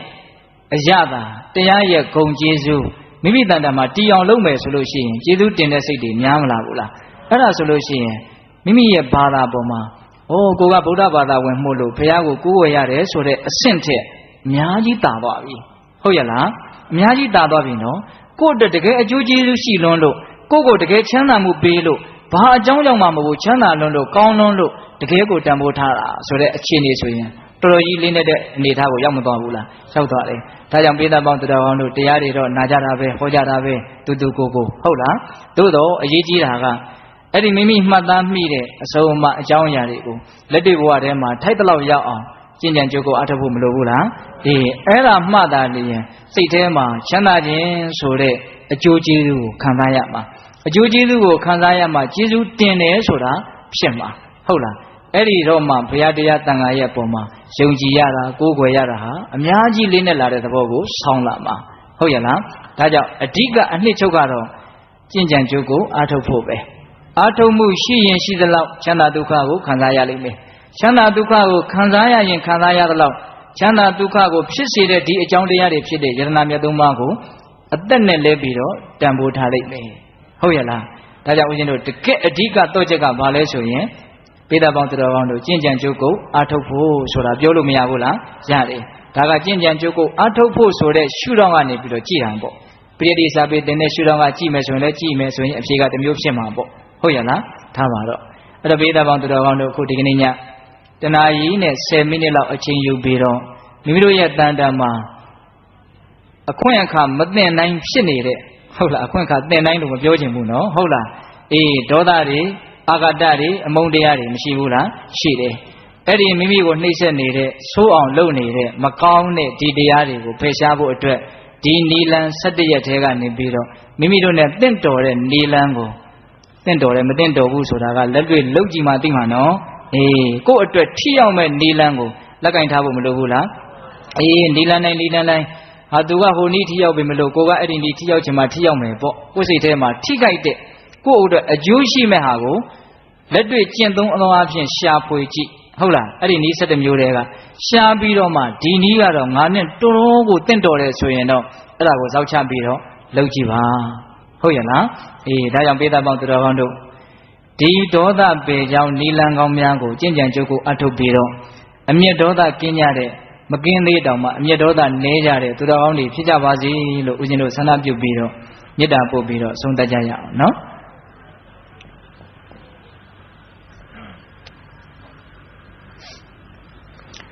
ဘဝတုတဗ္ဗမင်္ဂလာရခန္တုတဗ္ဗဒေဝတာတဗ္ဗဗုဒ္ဓ ानु ဘာဝေနတရာဒုက္ခိဘဝန္တုတိ